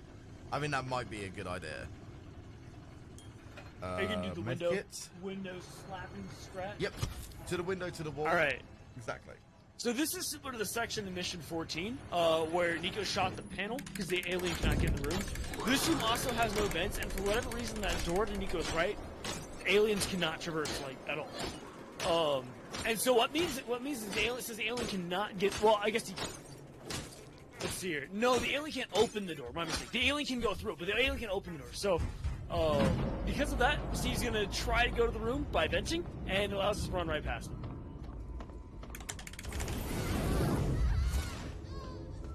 I think she died. Yeah, it looks like she yeah, burst, that's so how she the drop failed her, yeah. Cool, alright. Very nice. That worked just like we wanted it. First try, perfect. Now we got to worry about like the downstairs section here, because obviously we did that whole setup to make sure that this next section here will be a little bit more easy of going like without any worry. So the door isn't usually open there. That's interesting. No, it's not So the usually. reason that I had it open the other day too. So the reason that we left that Molotov down there is because like the Xenomorph is going to drop down in a moment and it's going to set off that Molotov, which will cause it to up vent again. And now we've got to try and make our way back. Get out of my way. There we go. So now we just got to go for a clean run. Yeah, door is sus. You're very right, Benton Murray. I didn't see an event. I'm not sus. It's an event. Did that guy not have a weapon there? For a second he didn't. Now he does. Yeah, now he does. Okay. On his back. I've never seen him unarmed before. That's very interesting. Anyway, we got there quite smoothly, so good. Wow, clean exit. Dang, nice. Yeah, super clean. A very small shotgun hit, but for the most part, that was very decent. Now, do we have a we don't have a stun baton, so oh god. You know what? I'm just gonna risk it for the chocolate biscuit. I'm just gonna mess around in mission 17. I don't remember the other strat, like the backup strats. So I'm just gonna try to attempt it as best as I can. Right. And see how this goes. So none of this is predetermined. This is just kind of like hoping for the literal best right now. So my plan of action is I've kind of sneaked my way over here. Once I've done this next section here, I'm gonna then throw a flare to try to distract the human that's in our way. By that time, we should be able to then unlock the door, which is 1851. Okay, so let's get a flare going. We've only got one flare left, so let's see how this goes, shall we? Yeah. So if you guys haven't noticed already, one of the cool things about Alien is he's coming right for you. Is that all of the key codes are always the same. That said, you always have to go to where the key code is stored to convince the game that you know it. Which can lead to some funny things. Otherwise, it could be some pretty huge time saves in places if you could just run up to it and type it in. But yeah, so as a speedrunner, you ultimately end up memorizing every key code in the game, and it's I don't know, it feels like a fun Okay, flex. he's now that way. Okay, he got bored of me, so let's throw. Did my Google Assistant just go off there? It did. That was weird. Alright, so let's see, let's wait till he gets a bit distracted and goes over that way. So he's seen the flare, you can see him over there. Just there. There we go. Now it's like kind of like the... What's going on up there? There we go. Look, he took his time to actually make his way over there, didn't he? He thought the flare was sus, dude. Yeah, imagine, right? So now he's a little bit more distracted. We can start to make our way over to here, which is like another kind of point of like, we have to activate each door to open. So this one now activates the energy to the next kind of pad, which will actually unlock power to the tram system, which will need to go from crossing from one side to the other. We're going to do another safety save here because I don't trust mission 17 at all. Alright. Alright, let's see how this goes. And also, Runzin, thank you for popping in and with the donation as well. Thank you so much. Very, very kind of you. See you soon. We're going to do another safety save. Like, any kind of chance that, like, as soon as we get closer, we will take. Now, we'll do the flare strat. This might make a bit of noise, so we've got to be very careful here in a second. There we go.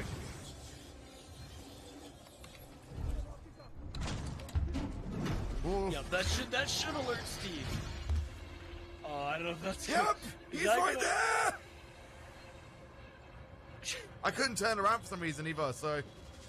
Steve gets upset when you kill his child. Oh, he's gonna crouch. Oh, he's gonna crouch. Yep, there he is!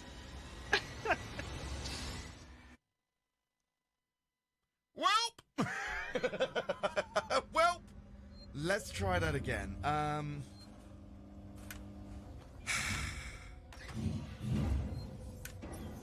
Okay. Right. Quick safety. Let's try it again, shall we?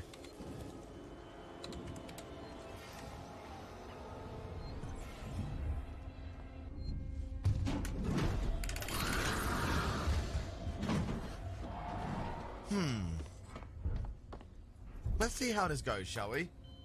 I'm gonna press that button. Steve will more than likely drop around here. We can use the magic box of safety to prevent ourselves from getting damaged upon. There he goes, drop. The magic box of safety. I mean, this is a magic box of safety. As long as you are without, like, you know, on the opposite side of where the xenomorph is, you are fine. Magically fine. Oh, come on, don't you hide behind there. Alright. Or like magically delicious. Well, you found your own... You met your maker there. See? Magic box of safety.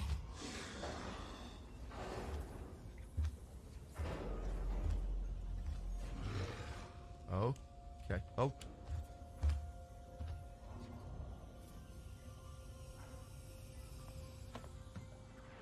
Magic box of safety. Am I right? New one. It's a larger box. Hold on. Let's see if this works. Yeah, that should. So what Nico's doing now is, again, same reason Steve cannot get into the tram. So by knocking on the door, Steve is going to want to try to get in the tram, and he's going to vent in the process. It's a very useful trick, and it's to be real. Because the tram doesn't actually move. Despite the fact it looks like it does, these two areas are actually literally right next to each other, connected just by the length. So that Steve's works audio perfectly. detection is the same length across it. It's got more attraction to the side that we were on because of like how much we were banging on the way. So we got through that pretty nicely. Now, here's the other problem. We don't have an EMP mine for one of the strats that we usually do, so this is going to be tricky. So we are going to manually save here. Hooray! Let's do the safety save. You could dance. You could dance. Safety dance. Okay. Anyway, so we're going to be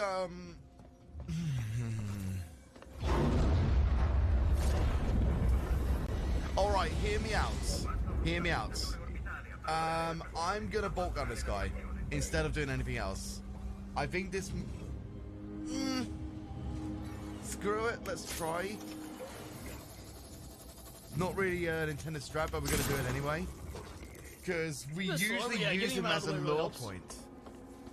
Yeah, I'm actually gonna use a Molotov in a second to throw at Steve here to upvent him.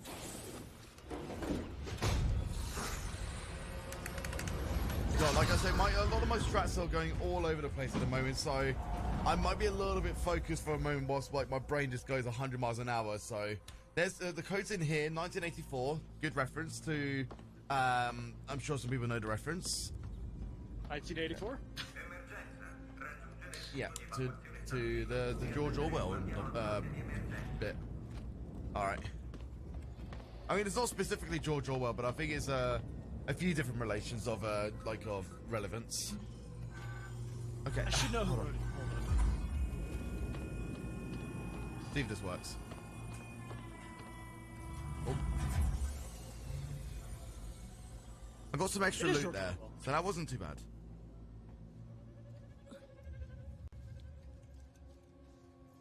Where are we dropping, lads? Other side, perfect. Alright, that's kind of like what I was waiting Beautiful. for. I was kind of waiting for... I was waiting for Steve to drop on that side, because then it can make it easier for us to be able to run for the rest of the moment. I was getting worried that he wasn't dropping, so that obviously quenches my worries a little bit more. Yeah, absolutely. So this is the hallway of doom. We need to traverse this hallway 4 times, twice in either direction, to get out of this mission. Unless you're on a console exclusive, unless there's a console exclusive bug which allows you to clip through the door. It's really cool. It's not technically console exclusive, it only happens if you're below like 40 FPS. There's the actually game a strat I'm going experiences to be weird doing, which slowdowns. is... There's a strat I'm going to be doing, which is made for like keyboard and mouse. I'm going to pull it off. You know which one I'm talking about, don't you? I think so. Yeah. But anyway, so we don't have the consequences. We have this hallway 4 times, and it's just one long hallway, so it's very deadly because there's not a whole lot of places to hide from xenomorphs. Okay, here we go. Here's where the fun begins, guys. Xenomorph comes Last through. Molotov? We throw a Molotov into the window because the Molotov spreads at a further distance, so it's enough to be able to vent up the Xenomorph in that section. Because, like it's blocked by the window, but it's enough to realistically think that it's going that far, if you know what I mean. Now,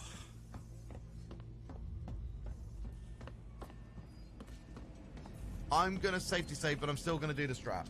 I was thinking about if I wanted to do safety save so we can do this strat, right? Yeah, Bentamori, that is correct as well. That is correct as well. Okay, so it's been a while since I've done the straps. Let's go. Okay. Perfect. Oh, very nice. That is not an easy strat to pull off on a wheel, so... Yeah, so Steve jumping through the window like that is another scripted event in the game. You get more and more scripted events as you get later into the game. But yeah, because of the scripting, if you're able to clip through him and flame him beforehand, since he is still actively taking damage while in his animation, if you do enough damage, he will decide, oh, I've done enough damage, I should run away from the fire. And clipping through him messes up his position relative to you, such that he doesn't really even notice you're there. So it's a really cool glitch, and honestly, kind of a cool flex too. At least I've actually got something to flex on today. After everything else being a pain. Alright. Yeah, really. Let's see how the... First try on the... Oh, God! Oh! Scared the living daylight of me, so that's another £5 I need to donate. 14. Alright, let's do that again then. Okay, we're not going to count that because I wasn't loaded on the flamethrower. That was weird. I was on a shotgun for no reason whatsoever, so let's do that again.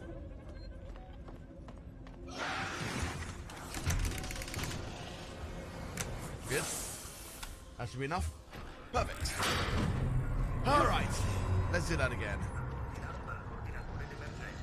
15, Crouching Steve, Hidden Nico, and then that one. Oh, true. Oh, you're right. I forgot about that. That was on point. So, is that £15 I need to donate next? I think it's £15, isn't it? You donated at 13, so it would be 10. Okay, so yeah, £10. Okay, cool. Thank you, Indiana, for keeping track. I appreciate that. Alright, let's do this again then, shall we? Now, I'm actually going to pull off another strat. I kind of like... is actually commonly used in the Nightmare run here, which is to actually get out the revolver and shoot here. This should force down a vent of Steve here, which you can then flame, for which you would then up vent. It's kind of like, again, a scripted event of like which way he drops and stuff, so it kind of helps out there. And then we should just be able to run the rest of the way. But we still need to be careful, this is not all over and done with yet. So he could actually come through the vent here. This is the Vent of Doom. Very similar hallway, it's very long, and Steve can drop it. I love this music here, man, by the way. Oh, it's so intense. So good. There we go, that's the first part of Mission 17 done. Nice. Well, I guess, like, technically the second part, but still. Yeah, majority of it. It's not technically over yet, but there's the only threat after this is the fire, so just don't walk in the fire for a long time. Yeah. And just don't walk in fire for heads. Oh, but no, there's something about that specific music there that always, like, gets my, I guess anxiety of, like, that whole section because, you're running as fast as you can to, like, get out of that way. You're doing every single strats. And then you're met with just, like, high octane and just, energetic music that's, like, keeping you on that literal edge. And as soon as you get out of the vent, that's when the calm is relieved, if you know what I mean. It's very magically and musically well done. And I do applaud the orchestration for this game as well, so big props to it's the team behind like the musical orchestration, man. Seriously. The only reason I have the music off is to try to get me less stressed while I'm doing the run. No, I get it. I get it. I already get so nervous in a run. It's like in a good run. I like to play my chill wave instead. To try to stay focused better. Mission 18. 17. This is mission 18 now. This is the second to last mission of this game, everyone. We've come along, we've come so far.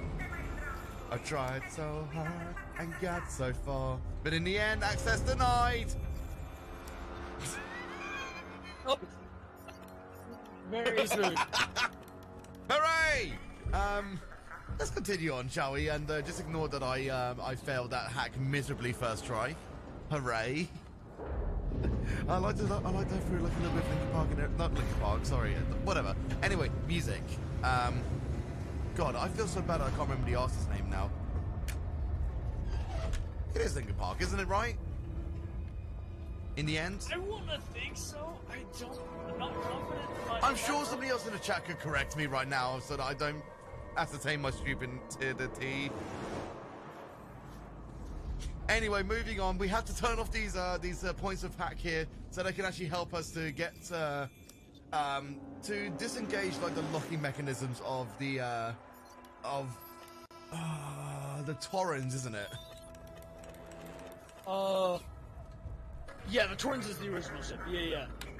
We need to engage the clamps, I think.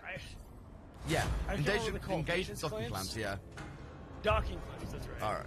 Yeah, thanks now, for the this little objective for android, telling us. Yeah, so this little android here actually can wreck your day.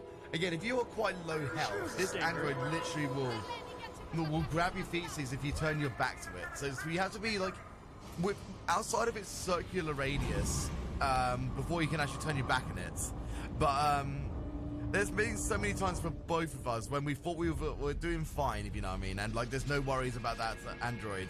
And then he'll just like literally debate you, and then he'll grab your feet, and it's so like it literally is a jump scare sometimes because you think that you're on the right pace, but no, absolute jump scare. It's not fun. And I've had so many runs where I have just barely looked away too early, and you actually watch him teleport into his grab animation.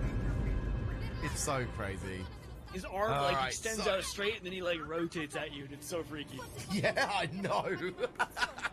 Okay, so we've turned off both we've disengaged like both of the docking clamps, so now Torrens is basically free, so we need to try to get 2 Torrens so that we can continue our way further down. Now, this bit's gonna suck, or it's not gonna suck. Let's find out, shall we? Nice, no tail block.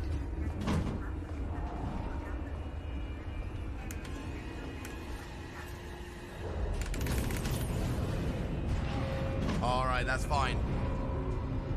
That's groovy. That's all groovy. So, let's go.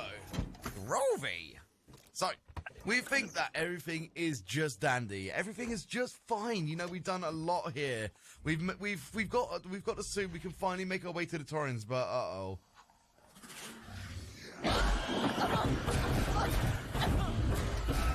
Uh-oh, spaghetti-o. So, yeah, that's not fun in the sense that we just got basically cordoned away, and we are being harvested by the xenomorphs. You know, like when we went to the nest, I don't know if you saw it as we were walking past, but you can see some people were kind of like submerged into like, you know, all of the essential nest of that area. That's essentially what's happening to us right now, is that we were in the process of being, you know, like just absorbed into the walls and stuff like that. So we luckily were able to wake up, and now we can break out and try to get out of dodge before anything worse happens. So I don't know if we've got a flare, but actually we don't need a flare for this bit. We can use a revolver shot, can't we, for one of the strats coming up? Yeah, any revolver shot, flamethrower burst, anything works fine. Should I do a ballsy? Should I do the shotgun strats? Nah, I'm not gonna. Are you gonna hugger boost? I was gonna do. Oh, I'm not gonna do the hugger boost. I'm not. But do you want to explain it to people who don't know what it is? So unfortunately, Nico's not gonna be doing it. But hugger boost is a glitch. It's very similar to one you'll see in Subnautica, actually, where if you are crouched under something such that you can't stand up, and a hugger tries to jump on your face or behind you, it'll add your two speeds together for the duration of the animation, which launches you forward through a tunnel, and it's really, really cool. It's difficult because you have to get the timing just right to flame the hugger right before it's about to eat your face. Or it doesn't eat your face, but you know. Right before it appears in your face, and it's all a timing thing. It looks really, really, really cool when you do it, but it's also really satisfying. I have never been good at it, basically. I've never been good at it, so I don't really want to attempt it. Now, the reason I'm doing this right here is I want to do that shot as soon as the animation comes back. That was weird how the Xenomorph was coming with me in that moment as well. Yeah, I saw it. It was actually about to grab me there. It was actually going to grab me just before like the tram fell. Oh, that was kind of terrifying, actually. I mean, the strap works. Yeah, the strap works, but still, that was kind of nerve-wracking. So what it was there, like, we're kind of like cancelling an animation that one of the Xenomorphs should drop down, aside the one that was on the right there.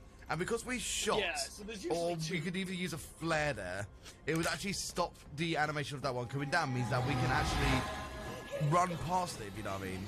Which makes it a lot easier and a lot tidier, and we don't have to like incur more time loss, because we usually would have to wait for the animation of the one to drop down and for them to just like, you know, peruse for a moment before we are allowed to make our way.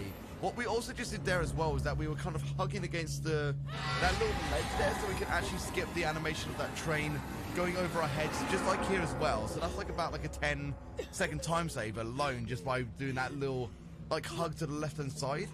Now, we are coming up to like the last 5 to 10 minutes of the run, actually. Now, this upcoming section here, if you're doing any percent crouch clipping only, you would have to kill 2 of these facehuggers at the same time with usually just 1 shotgun bullet, which is like, you know, quite disastrous half of the time. I've actually got 52 flamethrower left. I don't run CC only. I don't have enough flamethrower. I want to show your CC only strat. It's time for a CC only strat. Shall we do it? Shall we do it? Okay, so let me showcase to you guys another strat that you'd have to do for the shotgun, which is... Oh, that's just 16. No, okay. Close. Close. So that's another 2 deaths to add, so how much am I donating right now? You're at 17 deaths, so minus 13 is 4. 20 pounds from now. Actually, what am I doing? I could probably just do revolver shots here, but I'm going to be a little bit ballsy. No, I'm not, because I had the revolver in the first place. No, that's fine. I died anyway, so 25 pounds. Amazing. Just let it tally up. Oh, fucking hell. All right, here we go. Let's do it again. I love that. That's amazing. All right, let's do it again, shall we? By the way, if you're going for the one-shot achievement, this is easily the most terrifying portion of the game. Exactly. All right, that's 30 now. And I'm being real, I will donate. I will donate. I'm true to my word, okay? I will keep it to USD, though, just because like I don't have an incredible amount of money to spend, unfortunately, so that's fine for now. Okay, so 35, I think. I kind of, like, I don't have to do the strat here, but as a self-achievement to myself, as a nice way to round us all off, we'll do it, okay?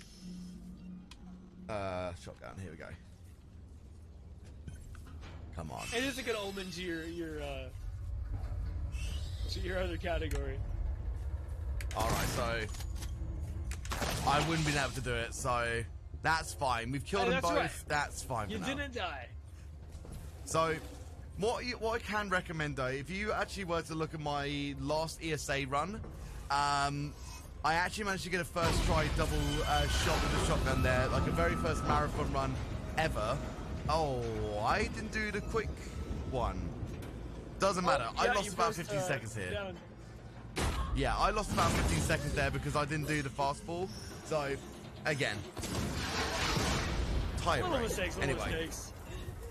Exactly. I mean, to be fair, we're technically going to be underestimates, which is the funny thing about it, actually, isn't it? I believe. Yep. Yeah, we will. Well, you'll get about a 3. Oh, I should know this. 327. Yeah, so we'll technically be under the estimate with the... If you don't get double pins, 328. Yeah. Now, I can actually do double pins well. That's something I'm most, proficient in, so we'll get that. We'll get that. So, we can I could probably donate another 35 whilst I'm at it. Let's see if I can do it. Let's see if I can do this last multitasking before the run ends, right? Multitasking. 35, that's 0, 0. Okay. Up the ladder we go. Okay.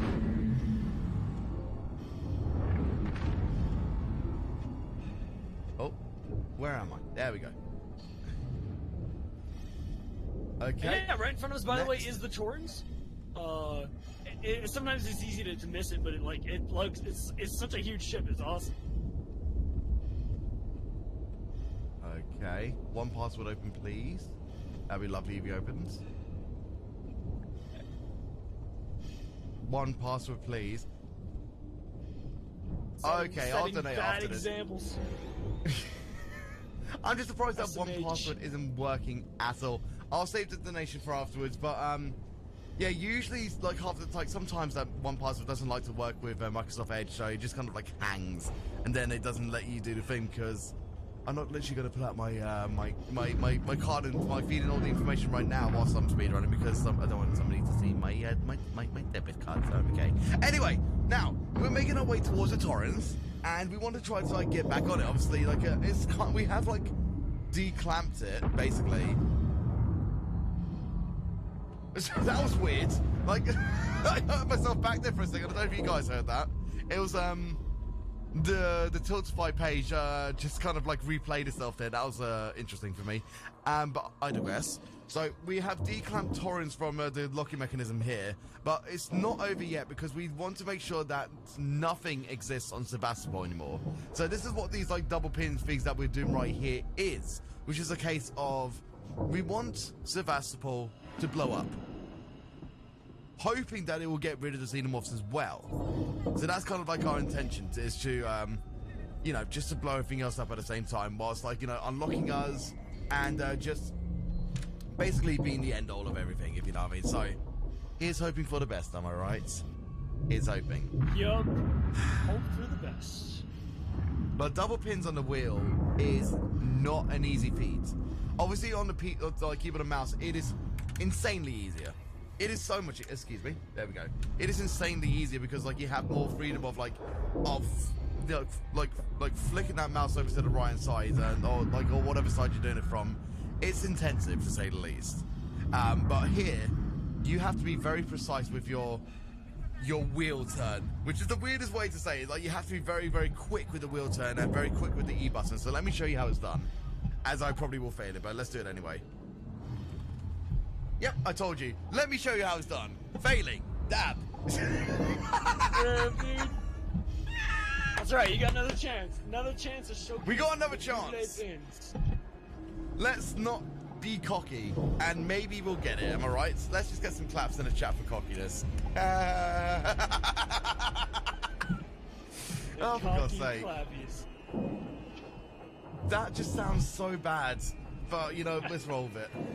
In retrospect, okay, it really does, doesn't it? Yeah, there we go, we did one. Yay! Hey, GG. Yay! I don't know what happened, but my voice just sounded like a seagull there. I don't know why. Owl with anyway. Self-burn, wow. What a legend. You don't need anyone to show you how to fail. You're natural. That is a self-burn and a half. Now, gloves are off because we're at the last 5 minutes of the run, basically. Or not even that. We're at the last, like, minute or two of the run. Minute and a half, I think.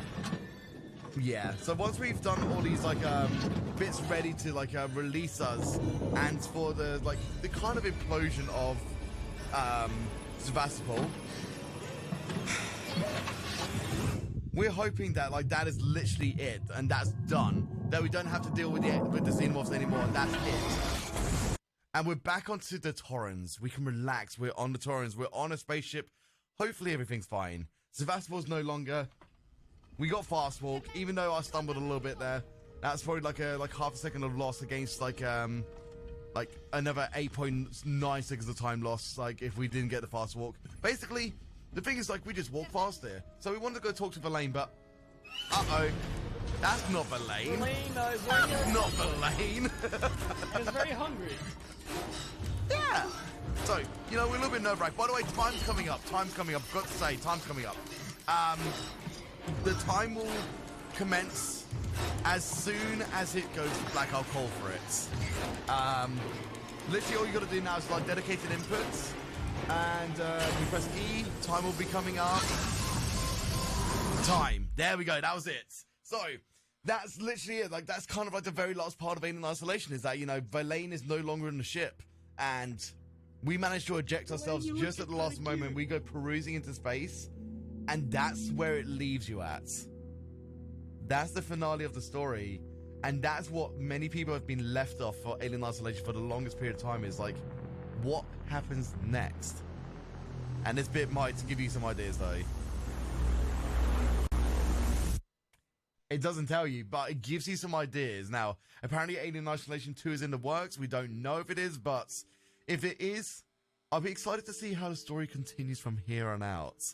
But let me just give a quick thank you to everyone here in the chat and all of the people behind the For the Love of Gaming Marathon. Thank you guys so much for having us on and for giving us a nightmare incentive of doing this run. As you can tell, Nightmare's pretty tough. Nightmare is a harder addition to be able to do, so thank you for like being patient in the format of this run as well, because it's horrendous sometimes, and the RNG sometimes is not in your favor as well. But we had a great deal of fun, and we raised a lot of money as well, didn't we today? Yeah, guys, I lost count, but guys, thank you all so much for your incredible donations. Seriously, thank you so much. You guys mean the world to me that you guys are all here supporting this run and donating towards the cause for Heartland Animal Shelter as well. Huge thank you. So let's just do a quick end plug for myself and Drake. So I'm Nikoheart. I am a variety streamer, speedrunner and steering wheel speedrunner. I like to play games unconventionally on a steering wheel. I'm going to be streaming, I'm going to be at the European Speedrunning Assembly next very, very soon, probably in the next week and a little bit, with Drake's here as well. So Drake's, talk a little bit about yourself, and then we'll talk about our next run. Oh yeah, for sure. So I'm a variety speedrunner. I love scary games, so you can see me. I must be late for me too. I tend to play stuff like Alien Isolation, Resident Evil 2 are my two current speed games. I also like to play a good bit of Dead by Daylight, and yeah, I'm all about having a good time. I'm not full time like Nico is, but I still like to stream when I can, and it's one of my favorite things to do. So thank you so much for inviting me, Nico. Thank you so much to FTLZ for this opportunity. I really appreciate it. And yeah, again, thanks especially to everyone here in the chat and for all the really generous donations as well. This is absolutely amazing. So many people can come together for such a good cause.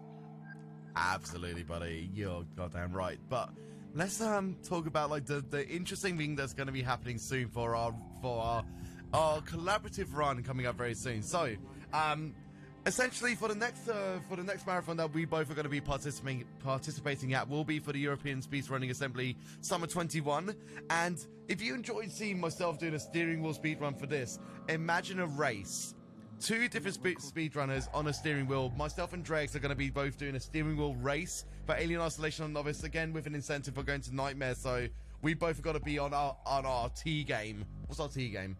On our high game very, very soon, trying to get some preparation done. So we've got a heavy week ahead of us. So there's some good hype for that forthcoming race, and I think that's going to be the first time it's ever being showcased in such a format, so it's going to be very, very exciting stuff. But I won't talk anymore. We've got some more runs coming up ahead of us. Let me see what the next run is. Can we get the schedule thrown into the chat, please? I can announce the next run, and we'll get everyone situated and ready for the forthcoming run. And that one is... Next run is Spiral Reignited Trilogy. By, awesome. Okay, guys, so... I hope you guys enjoyed the next run. Thank you guys so much for having us on, and we'll see you guys very soon, but enjoy the next runner. Bye-bye from us. Bye-bye. Thank you so much. Thank you, brother, so much for being here. We really